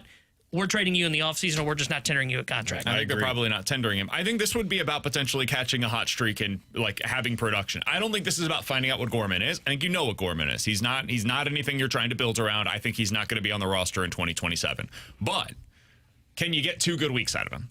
Can you find a way to capture in his bat, again, what you did with Velazquez when you brought him up against the Cubs earlier this season, where it ignited the offense and gave you that spark from the right side that you needed. Right now, you could use a spark from the left side if we're being real. They don't really have that currently. Their option, their alternative that they've been going to. I agree, T-Bone. It's cute that we think that Blaze Jordan should be getting these opportunities. He's not.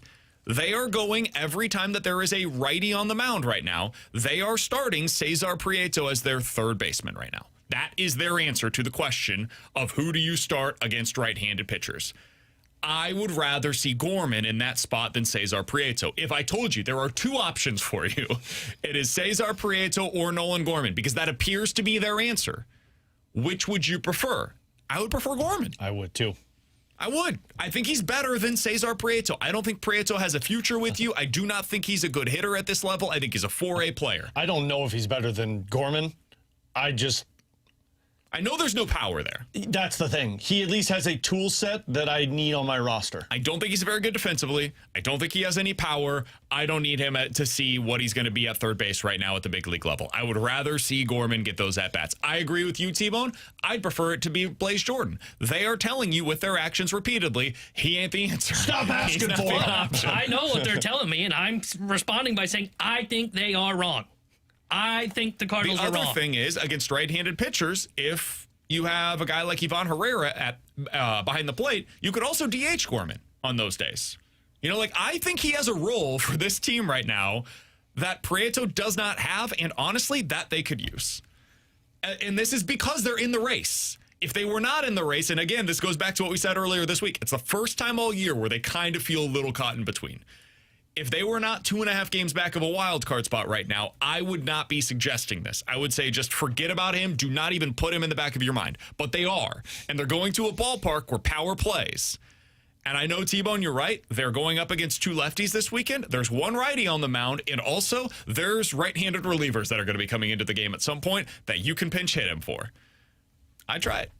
I would call up Nolan Gorman tomorrow. I would have that as one of my roster moves, and I would send Cesar Prieto down.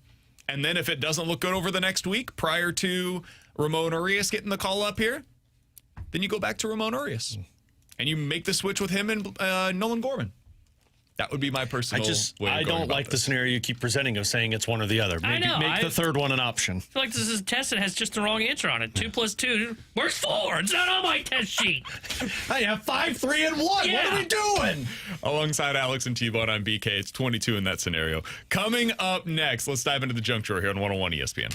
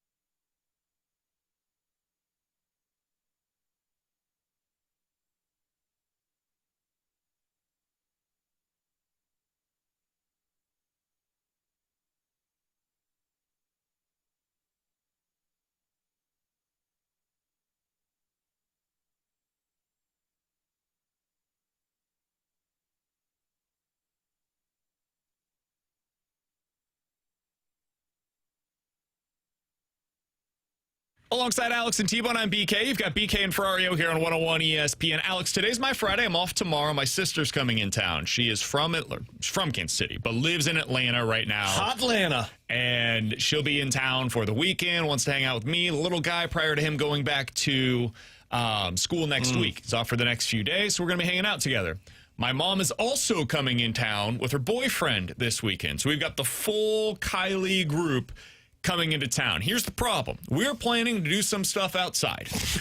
We're planning to go to Grant's Farm on Saturday. We're maybe going to go to, you never believe this, a brewery at some point this weekend. That checks out. We had some ideas for outdoor activities over the coming days. I got a great one for you. Don't step outside. A pool. The highs over the weekend are as follows here in the city of St. Louis. 97, 97, 94. I can Add about 20 I can degrees tell you to where it. T-Bone's going to be inside this weekend. Or in my pool. Cardinals Okay, are not in T-Bone will be town. there? Come on over, T-Bone. Sweet. What the hell am I supposed to do with my mom, my sister, and my 3-year-old? Find a friend that's over willing. the next few days. Find a friend that's willing to have you over for a pool party, or go to Six Flags in the water park, because that's all you want to do if you're out there. Like, truly, what do you? We're in St. Louis. There's not a ton to do here that appeals to people that are. I mean, let's be real here, though. Go get Ted Drew's. There you go. Go get some ice, some ice cold frozen custard, because anything that's freezing right now will make you happy. I don't really have a ton of great ideas. I was thinking about maybe going to, like, there's a spot out in St. Charles called Two Plumbers. It's a brewery, but they have a bunch of arcade games. I think Luca would like that. Over the weekend, they've got kids' days, so Saturday and Sunday until 6. You can go over there during the day, hang out, go play arcade games. So I think we're going to do that at some point. That doesn't sound bad. Maybe go to the Foundry and do the indoor golf, the mini golf thing. Putt shack or whatever it's Yeah. called. Indoor I've never is a done good that. That would idea. be interesting. Main Go event in Chesterfield, somebody said. Bowling is something that my wife brought up. Oh, potentially doing that. Because Luca would probably have fun doing that. I hate And he can move around. There's a decent amount of space doing that. There's one on in Gravois Bluffs area too. It's an entertainment center. We haven't gone to it yet, but we've driven by a couple times. They got mini you golf. said about that. It looked cool. They got like axe. They got everything you want to do in there. So go Number do of it. people saying go to the Science Center. Here's my problem, because I love the people Science Center. Well, not only people, dude, it's going to be 95 plus degrees outside. Everybody's gonna be Everybody there. else is having the same conversation right now, and they're going to be going to Science Center. So Go, that's my concern. As we go there, it's crazy crowded, and Luca doesn't really get to do anything, and we're just like standing there. Yeah, but they got you go do. That's not for kids. I was going to go Somebody do said there's a escape market room. Saturday morning in St. Charles on Main Street. Yeah, there is. It's 100 degrees outside. Especially And it'll in be the like morning. 80 in the morning. Yeah. It won't be good in the morning. You come over and bring the whole family and swim at my house, man. I was going to say Don't go offer see that if you don't mean it. Bring them on over. I'll say go see a movie, but I don't know what Luca would want to Yeah, sit he's around 3 doing. years old, man. I don't know if that's going to be Movies. the That's vibe. up I can give ideas for no kids. That's the thing. Like, if it was just my mom and sister coming in Be a little town, easier. It sounds like And- you should have a board game night in your house somewhere. kind of thinking about that. Like, we're thinking about going to a couple of breweries. Like, the Civil Life has a bunch of board games out there. I like Civil Life. It's a great spot. And maybe we go out there and hang out, do that. But, like, Luca can only do that for so long when we're inside. If we were outside and he's able to play with some stuff out there, no problem. We could go over to Chesterfield, go to the Four Hands, hang out on that turf outdoor field. We could do whatever out there. They've got bags going on, the kids everywhere. It's great. Not being able to go outside really limits the options. Oh, yeah. When It's you're thinking miserable about out things there. to do with a toddler here in the good old Lou. Yeah, it's For the weekend. It's miserable out there. So right now is the time you don't do anything outside. You have to find creative things to do inside. Cool. Great. Okay. Or come on over. I'll let you guys swim in my house. Coming up next, this is the version of Masyn Winn that we've been waiting for. What does it mean? We'll talk about it next here on BK and Ferrario.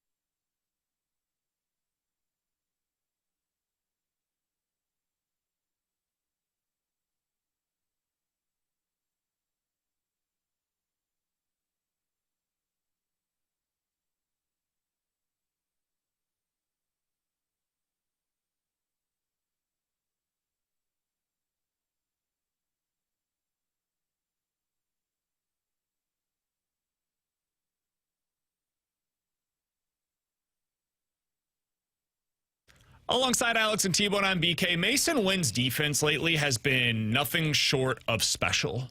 It's been amazing. I think it's won them at least 3 of their last 4 games, 5 games. Like that one against Colorado, I think it was on Sunday. He made a couple of plays that saved multiple runs. And the double plays that he's able to turn, there are like maybe 2 or 3 other shortstops in all of baseball. And that's being generous that can make those plays. Yeah. But it's not just the defense, Alex. Over his last 17 games, he's batting .290, and he has an on-base percentage of .360. And in that span, he's hitting for doubles power finally. He's got 5 doubles in his last 17 games. Now, he has 0 home runs over that stretch, and honestly, that's fine. If you can get back to him being a line drive hitter, gap-to-gap hitter, especially in this ballpark, that's what I've always assumed that Masyn Winn will be. Now, I thought early in his career he could also be a 15 to 20 home run hitter. Maybe that's not going to be there, and that's okay. You can live with it. But I thought 40 doubles was in play for him at some point in his career. And this season, he's sitting at 17. He was sitting at 12 prior to the last 17 games, so we were about 100 games in. He had 12 doubles. That's not good enough. You need more than that out of him. You need him to find other ways to contribute toward his slug.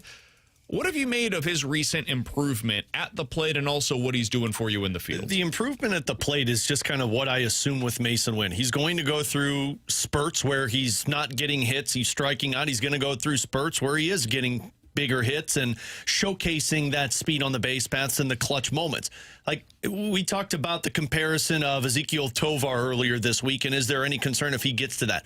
I don't think he ever falls to a guy that hits below 200 in a season because he kind of, at least for 3 seasons, floats around that 230 to 250 range, which is perfectly fine for a guy like Masyn Winn. I'd like to see more power in terms of doubles over home runs. But if he's giving me the type of defense that he has been providing, it's making guys like Leahy and McGreevy and Palante look better than maybe they would on other teams that has subpar defense.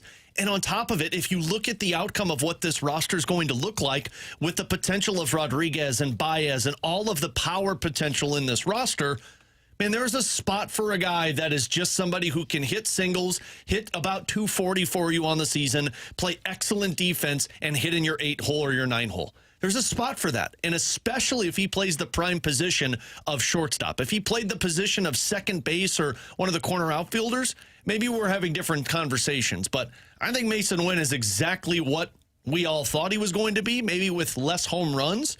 But, man, if you make up the home run power with Gold Glove trophies, Cardinals fans are going to be A-okay with it. Yeah, this is fine for a guy that's at the bottom of your order that plays Gold Glove defense. I mean, they're up the middle defensively is like why the staff is 10th in ERA, right? I mean, like, they're on the ground a lot. You've got the double play combination of Weatherholt and Winn. And, look, I've never said that he had to be a guy that ended up being like 20% above league average. I think he needs to be closer to league average.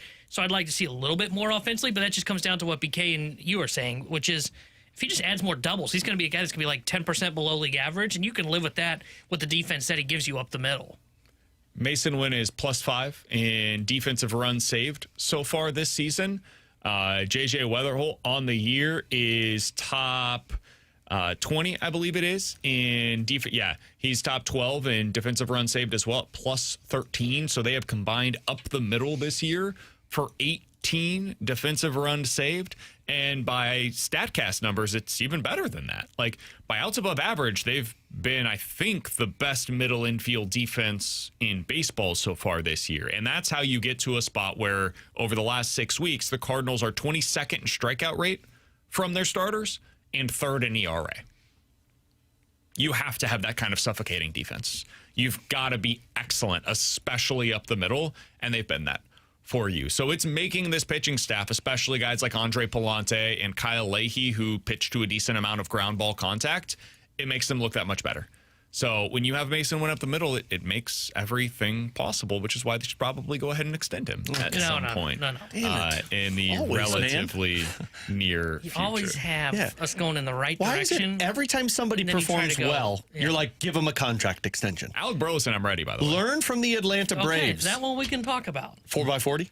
Win, Palante? I would definitely do that. I wouldn't. You could find anybody to play that position. He might get 2 for 40 over the next couple of years with the way that he's playing right now. Alec Burleson, by the way, how about this? Did you know that he leads the Cardinals in OPS now? He's number 1 on the team. He has passed Jordan Walker for OPS so far on the season. And he's not a top 50 player. Yeah, I was going to say, I'd redo That's that crazy. list. He's unbelievable. And he's doing that, by the way, when he can't even hit left-handed pitching. He leads baseball in doubles this year. Oh, really? He's all the way up to number 1 now? 30 doubles on the season. High up there. That's the kind of doubles offense BK wanted to see. Holy cow. He's now on pace for 40 doubles, 25 homers, and 115 RBIs. 4 by 40. I mean, the last Cardinal to do that was probably what? Albert Pujols or Ray Langford? No, I'm guessing. I think Goldie did that Oh, yeah. in his probably MVP did. campaign. He probably did. But outside of the Goldie, fact that he's doing that. yeah. Well, outside of Goldie, I bet Holiday didn't do that. I don't think Holiday would have had the 40 doubles, right? I don't think he got to 40. Let's take a look. Let's see. Look down memory lane. All right, 40. You're right, though. Probably Ludwig probably did it. He's the answer to this test. He's the answer to every question. Ludwig always does it. Ludwig and Langford, you're right. Those two are definitely in here, and probably Tatis since he pops up more lately. All right, so Cardinals players to hit at least 40 doubles, 25 homers, and 100 ribbies in a season. Scott Rowland, probably. Last Cardinal to do so was Goldie and Arenado. They both did it in 2022. Do you guys think, final call, did Matt Holliday do this in a Cardinals uniform? I'm yes saying or no. I'm saying no. I don't think he would have done 40 I don't think he got Granted, 40 doubles. I would not have bet Arenado on 40 doubles. 45 doubles in 2010. We should have known it was a indeed BK do this. game. Albert Pujols did this like every year. Scott Rowland did it once, and did Ryan Ludwig do it? Yes or no? I'll say yes. I'll say yes since 2008, 40 doubles, Did Ray 37 Langford? homers. Ray Langford did not. No! Who do you think was since 2000, Pujols, Rowland, Luddy, Holiday, Arenado, Goldie have done it. Those 6 players. Who do you think was the player to do it most recently prior to Albert Pujols? 40 doubles, 100 ribbies, 25 homers in a season for the Cardinals. McGuire. Nope. Yeah, Which is kind of crazy. He wasn't hitting double, doubles. That's the thing. He hit He the ball wasn't so hitting hard, I doubt doubles. it was doubles. That feels hard to not. Well, when you're When you're hitting the hitting ball goes a lot further. When you're hitting 70 bombs, you're not hitting a whole lot of doubles. When you hit it hard, it's And he going only over had the wall. 40 doubles over the 2 seasons combined. That's checks crazy. out. That checks out. Well, 70 homers, 20 doubles is a wild. At that point, though, in his career, he couldn't really move, though, so that makes sense. God, Man, his before career. How many? What do you think Mark McGuire's career high was in doubles? 30. 28. That's crazy. Again, I don't think it is. When you're hitting the ball hard, it's going over the wall when Sorry you're to Mark go McGuire. back to this. By the way, this version 2001. of Bush could not stop Mark McGuire. No. Prior to 2001, who do you think was the most recent I'm going player to to dig do deep this? into the bag here. Tino Martinez. Nope. What? I don't know. Was he a Cardinal? Yeah, he wasn't even here very long. A lot of people saying Ron Gant. Nope. Somebody said Matt Carpenter. That's since Albert. I was going to say, that's not prior. I have no idea because who would have been a power guy in like the 80s that would have done it? Coleman? No way, Coleman did it. Was it? No. Hernandez? Nope. Please tell me it's like Musial. Stan Musial, Yeah. 1954. I was like, because there just weren't power guys. Like once you get before McGuire, Whitey Ball was a lot of doubles, Yeah. but it wasn't any home runs. Johnny Mize in 1939, Man. Joe Ducky Medwick in 1937, Oh, Ducky. Ripper Collins in 1934. Colin. That dude was made for baseball. Ripper Collins. Ripper. Hell of a year. I wonder how good marketing was back then. Ripper Collins. His actual name was... Walt. you're going to be surprised. It was not Ripper. Todd. James. Jimmy Ripper. James and Walt give off the same vibe. Collins. Oh, watch out for Ripper. He's going to get you. In 1934, he hit 40 doubles and led the league with 35 home runs. His major league career lasted 4 more seasons. He did that at the age of 30. He was a bit of a late bloomer. This is a reason why. You tell me Ripper didn't jump right onto the scene and rip the cover off of the ball? No. Remind how quick it goes in baseball. This is why we got to push our chips in now. This Ripper Jones is the reason why you need to go all in. Ripper Collins. Been happening since Ripper the 30s. Jones. Ripper Collins. was Ripper his name. Jones. Alongside Alex and T-Bone, I'm BK. Coming up next, believe it or not, here on 101 ESPN.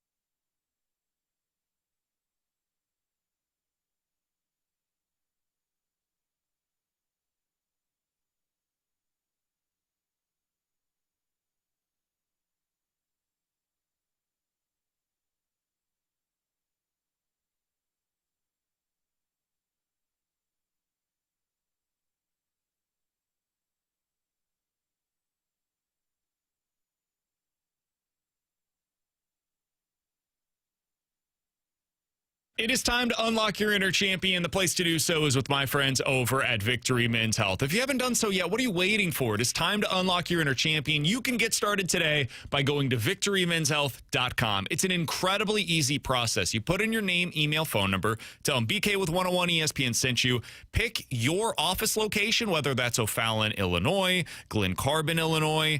You could go to Town and Country, Wing Haven, or Sunset Hills. All those available for you, so they're going to make it convenient. And then you can go in for your initial visit. You can get signed up for that today on their website. Again, it's at victorymenshealth.com. With that initial visit, they'll do some blood work for you, find out where all of your different levels are at. You'll have a consultation with a licensed medical provider, and then they'll find out from you what it means to unlock your inner champion today. Maybe that's testosterone optimization, weight loss goals that you're trying to meet, sexual health. It's all possible for you at victorymenshealth.com. I go over there for their supplement shop. They help me out each and every month. They can do the same thing for you. It's at Victory Men's Health and online at victorymenshealth.com.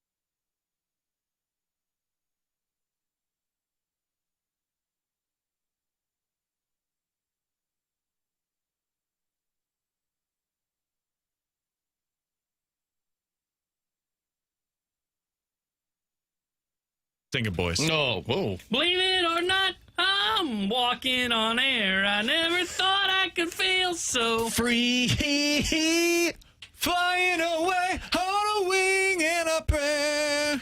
who could it be? Believe it or not, it's just me. You can't just throw in a sing it, boys. 399-9646. That's the Air Comfort Service what text he line said? for Believe It or Not. Just right before we start singing, boys. It's weird, man. It's my Friday, Like you're man. not invited to karaoke. I'm in a good nights. mood. We got 30 minutes left on this show. We got a Redbird report coming up later on this afternoon. By the way, you can check that out. YouTube.com/101ESPNSTL. Do people have a new Last Minute Blues podcast to listen to Not this week, Alex? but we got one on Wednesday, and I think we're going to have a special guest in studio. Oh, really? So you'll have to wait to find out who that's going to be on Wednesday. That's going to be exciting. And also, I get the confirmation from the special guest. But it's in the works. All right. Yeah. Woo! You can also find the latest edition of the College Football Connection with our guy, Bradford Bruns. He had a special guest. Brett Bradford. Norfleet on the show this week, so you can check that out. Again, youtube.com/101ESPNSTL. And I haven't mentioned this lately, so let's go ahead and do so. If you or somebody you know are interested in advertising with the Last Minute Blues podcast or the Redbird Report, we'd love to hear from you. We've got some new options available for you on both of those podcasts. It's a little cheaper, a little easier to get in on the ground floor. We can build with you. Would love to do so. Check us out at youtube.com/101ESPNSTL if you want to see what the podcasts include. You can also reach out to myself, Alex, or T-Bone if that is something that you guys are interested Sing it, in. boys. We could be here, Huckleberry. I'll be your Huckleberry. I don't know if T-Bone knows what that means. He does not even know that movie reference. He just knows the words. Just know people say it. You can't make the movie reference if you don't know the movie, man. Oh, and it's really dangerous to say, I'll be your Huckleberry if you don't know what that means. Yep. Come on, man. Nobody hit the dumb button. It's like so a it's line. fine. Yeah, come on, man. Nobody hit the dumb button. All right, let's get into Believe It or Not. You guys give us a scenario. We'll tell you if we are believing it or not here on 101 ESPN. Let's go to the last segment. Believe it or not, Burley will hit 40 doubles, 25 homers, and drive in 100 ribbies this year. Far off is he on the 25 homers? Pretty close. I think he's at 18. Believe it. Why not? Sure. I'm all in. Believe it. I'll believe it. He's at 19. They got some pretty hitter-friendly ballparks coming up. They go to L.A. They go to Colorado. I think he does it, and he's only 10 doubles away, and he's been a doubles machine all year, leads the league. I'll say believe it. I think he'll be the first one to do it since Musial. And then he gets a 4x40 contract. To do this, while, by the way, only striking out, he's on pace right now for 115 strikeouts this year. That's pretty remarkable, and legitimately not hitting against left-handed pitchers. Yeah. I mean, if he was like average against lefties, he would be in the MVP conversation. T-Bone mentioned this. He would be the first Cardinals lefty to do this since Stan Musial. Wow. Man, Lance Berkman didn't do he was switched then. Yeah. And he also just didn't accomplish this feat. It would be pretty remarkable. And to do it at 27, the only other Cardinals in the last 80 years to do this at age 27 or younger are Albert and Stan. That you are putting yourself in rare company in terms of just like what he's able to accomplish for this season based upon what he's done so far this year. That's why it's totally reasonable to get excited about what their core could potentially be, because he's at the beginning of his prime right now. This might be what you can expect for the next 3 years or so from Alec Burleson. So I'll say I'm not buying this. I'm not believing this right now because it's just such a high bar to clear. But boy, would it be amazing if he's able to do so. Wait, hold on. Did we just go through that whole... And he just just quickly turned on a dime just to say not believe it? Yeah, that's exactly what happened. Wow. Way to read the room. True information. BK, a notable Cardinals hater. Unbelievable. Right? Bobby Witt Jr. over there, fanboy. Anyway, believe it or not, boys, there's another left-handed defenseman that the Blues should trade for. His name is Arbor Jackeye, better known as Wi-Fi from the Montreal Canadiens. Oh, okay. I do know that. Wi-Fi. Yeah, you know him. Don't act like you don't know because you tried to pronounce it and you're like, how the hell do you say this guy's name? I'll say not. Montreal, apparently, he's an RFA that has to sign a contract, and I believe he's another one of those guys that doesn't have arbitration rights. So it sounds like they're at least listening on a couple of trade offers that are out there. Yeah. Not a great defenseman, but boy, does he like to fight. I'd say not. I don't think the Blues are making another move, unless it's like a PTO. I don't think they're making anything of significance. I don't even think they make a PTO. I think they just go into camp with what they have, because remember, the camps are so short now with very few preseason. Those PTO guys aren't even going to have an opportunity to do anything. So I'm not believing this. I don't think they make the trade for a guy like this. Before you go, T-Bone, can I give you another stat on Alec Burleson? Sure. Before you go. Oh, your scenario. I thought you meant you're leaving. Left-handed hitters, Alec Burleson's age, to do the thing that we talked about. 25 homers, 100 ribbies, 40 doubles. Yeah. To do it at his age or younger and to have the number of strikeouts that he's on pace for right now, since 2010, the only guys to do it. Yordan Alvarez? No. Oh, damn. All right, that was my only guess. Robinson Cano. Oh, he was a stud. Jacoby Ellsbury. Anthony Rizzo. Rafael Devers. That's it. Oh, Devers. I would not have guessed Devers. Those four are the only guys to do this at his age or younger while striking out at the rate that he is right now, which is a good rate, by the way. It almost never happens. And to post those kinds of homer, double, RBI numbers. It's amazing. Great company for him. Most of those guys, Cano kind of fell off at the very end, but most of those guys age fairly gracefully. Let's not look at Devers. Yeah, I was going to say Devers didn't. Isn't he putting together a better year now? Is he kind of? I think he kind of turned it on. I don't know where he's at overall on the season. I've stopped looking at what the Giants are doing. What? They're right there with your home Royals. runs. He's having a good year. Yeah, I thought he had is having a good year. Like outside of Ellsbury, once he got that big contract, really fell off. But I think that was injury related. Most of these guys, when you have this kind of profile that's really bad to ball skills, that typically doesn't just disappear, right? So that's encouraging for me there. Guys, believe it or not, the Cardinals will have a top 10 rotation ERA next season as well. Oh, well. Come on, man. I do think that their ballpark helps them a ton in this regard. Top half of the league, I would say. I don't think you're top 10. I agree. Yeah, I would say not believe Too many younger guys in that spot that I'm be curious what it looks like. Believe it or not, 4 of the 5 you will don't be get back. 2? All 5 of them will be back? No, 4 or 5. Yeah, believe it. I don't think they're going to do a ton in their rotation this offseason. I don't think they're going to want no offseason, or is that because both? I think they're going to want to keep the flexibility there. because you've got Quinn Matthews, but then Durangelo St. I think is going to be a part of this at some point next year. I think Liam Doyle by the end of the season might be in the conversation to be a part of it. I think you've got a TK Roby, depending on how the rehab stint goes. Maybe he could, by the end of the year, be in consideration for a call-up, kind of to where Quinn Matthews is right now. Jerpy, maybe, could be in consideration for something like this. So, yeah, I think they're going to want to keep those spots open for a while. Yeah. See, I would say not believe it. I think they may move one of them. I think you cash in on Palante.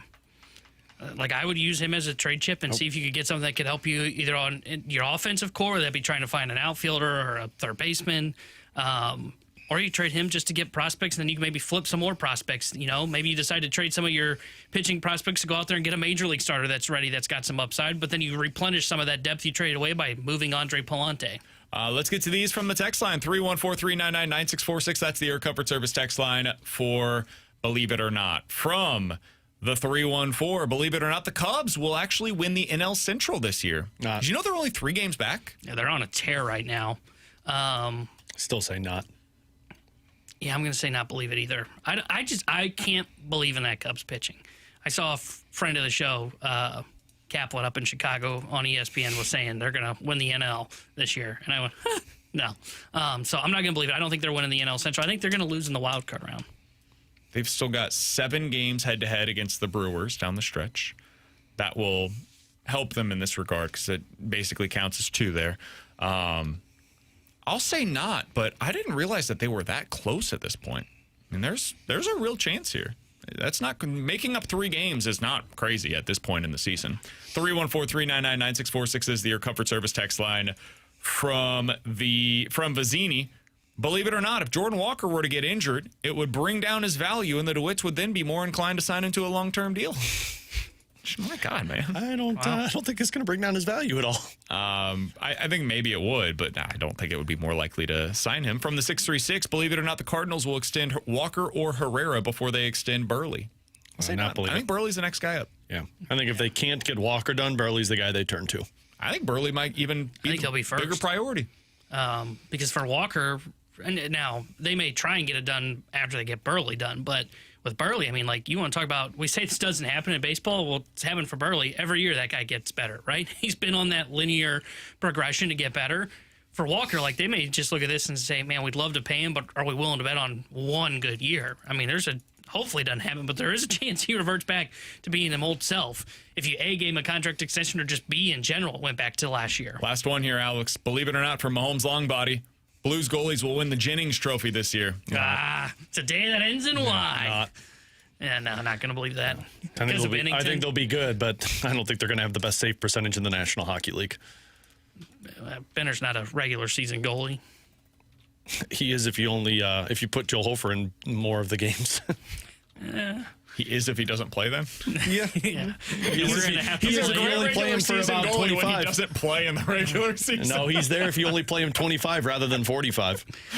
Yeah, I'm going to say not. Coming up next, has the recent lack of development from Cardinals catchers been impacting our view of Leo Bernal? It really might be. We'll talk about it next year on 101 ESPN.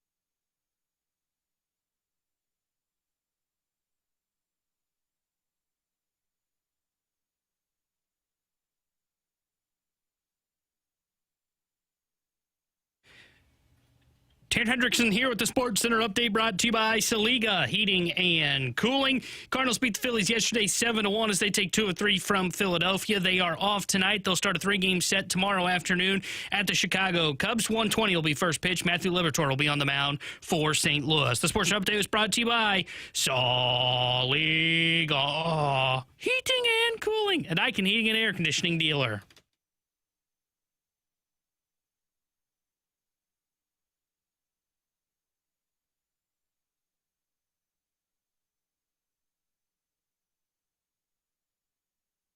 What just happened, T-Bone? He forgot to swallow his spit. Saliga. I apologize to Saliga for that. Yeah, you should make good right now. Saliga. That was worse. That was bad, too, Somehow man. it got worse. Yeah, that was bad, man. I didn't know it was possible, but somehow I'll it got just worse. turn it over to the pros from now on. Take a breath before you do it. Turn it over to the pros from now on. Then go. We'll do it. Saliga. That was bad, too. And cooling. That was 100 times better. Oh, no chance. Come on, man. You got to go. You got to put your all into it. You That can't was do rough, dude. I feel like he also got there, and then he just, he parachuted out. Yeah. Oh, It's yeah. like, He hit the just eject need to- button. Yeah, I'm I got to done. get out of here. It's not going well. We're going to go ahead and get to the end of this update as quick as humanly possible. All right, so Leo Bernal. He probably saw the clock, and he was like, we can't double at the end of the show, so I need to go quick here. Has your view of Leo Bernal been affected by what we've seen so far from Jimmy Crooks? Has mine? No. Because I think prospects are all different, and if a guy's having success in the minor leagues, it's just another opportunity to find out what it looks like. Jimmy Crooks has struggled, but Ivan Herrera has not struggled. So, as much as I could look at one and say, well, he hasn't translated well to the major leagues, that might just be Jimmy Crooks. That might just be Jimmy Crooks not being able to adapt to the major leagues.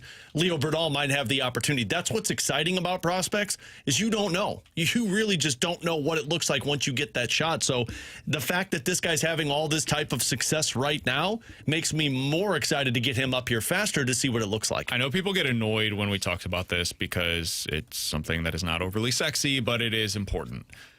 I think the age that Leo Bernal is doing this at AAA is a really big deal. Leo Bernal right now is 22.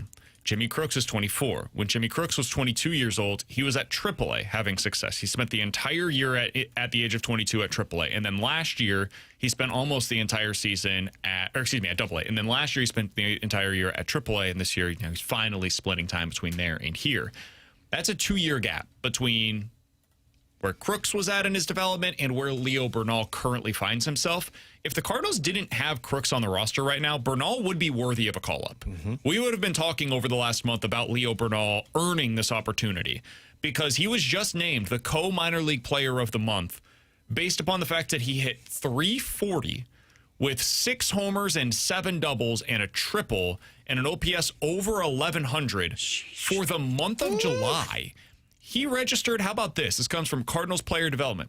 He registered an extra base hit in 12 of his 17 games played in the month. That's insanity for a guy who was also well known for his defense. Now, that is something that I will say Jimmy Crooks has affected my view of. What we have seen from Jimmy Crooks and Ivan Herrera as they've made their way through the Cardinal system and then ultimately what they became defensively at the major league level, that is something where I will be skeptical until you get here. Prove it to me, and once I see it with my own eyes at this level, then I will believe that you're a legit defender. But until then, it's just hard for me to truly buy in because of what we've seen from some of these catchers. I will say, though, some of the people that are really following the Cardinal system are extremely high on Leo Bernal. I heard Kyle Reese say yesterday on the Wednesdays with Walton podcast, he would have Leo Bernal ahead of Joshua Baez in his prospect list. I am now looking at Redbird Farmhand, who I think does a really good job as well. They have Rainiel Rodriguez as the #1 prospect in the system. I don't think anybody would argue that. They have Leo Bernal at #2, ahead of Liam Doyle and Joshua Baez. And we're talking about a system right now that, according to most of the reports out there, is top 3 in Major League Baseball. So if Leo Bernal is your second best prospect in a system that ranks among the top 3 in all of Major League Baseball, this guy is legit, man. And people are excited about what he can be at this level. He's doing this at the age of 22. Yeah, I'll go ahead and buy into that. That's somebody that I'm willing to get excited about. It's why I was frankly a little surprised they didn't trade a catcher at the deadline. because then you could have freed up a spot to potentially bring him up here. Now, the playing time would have been kind of complicated depending on who you traded. But that's why I was surprised. I said when we did the Rebel Report live after deadline day, I was shocked that they didn't move a catcher because I would have thought they wanted to clear a spot for Leo Bernal. Now, to be clear, that it's not like there's an obstacle that's actually still blocking that, right? If they wanted to, they could send down Baez. Jimmy Crooks or Pages and just say, you know what, let's turn this over to Leo Bernal and get him a month here at the major league level to see what it's like. And the part that impresses me about him is not only just the age that you made reference to that he's doing this at AAA, he's a switch hitter. That's the part and it's not significant splits for him down there at AAA. He is better against right-handed pitching at an 859 OPS. He's at an 802 OPS against left-handed pitching. Take that. It takes a while for switch hitters to develop, but he looks like he's ready to come up here and do exactly that as a catcher. I just wonder if this is look, we got a lot of these guys. I think that's the offseason move to where let's see who's battling for catchers. I just don't know, like at the trade deadline, teams want somebody who comes in right away and helps them win. And the offseason, I think, is when you say, well, we could put a little time into this and investment into this. That's where I think you see maybe Jimmy Crooks get moved. Or if it's Pages, I don't know if there's going to be a lot of interest in that. But then you got a full season or at least half of a season of Jimmy Crooks at the major leagues, Bernal's in the minors, and you see the success, and you see what the interest is out there for either of those catchers. Yeah, I would also add this. My guess is there wasn't much interest in Pedro Pages. I agree Otherwise, with that. I think they probably would have dealt him. Or they had the price set too high on Pedro Pages that another team wasn't willing to meet. Yeah, I think he could be an easy trade option this offseason. And with Crooks, I don't think they needed to trade him during the season.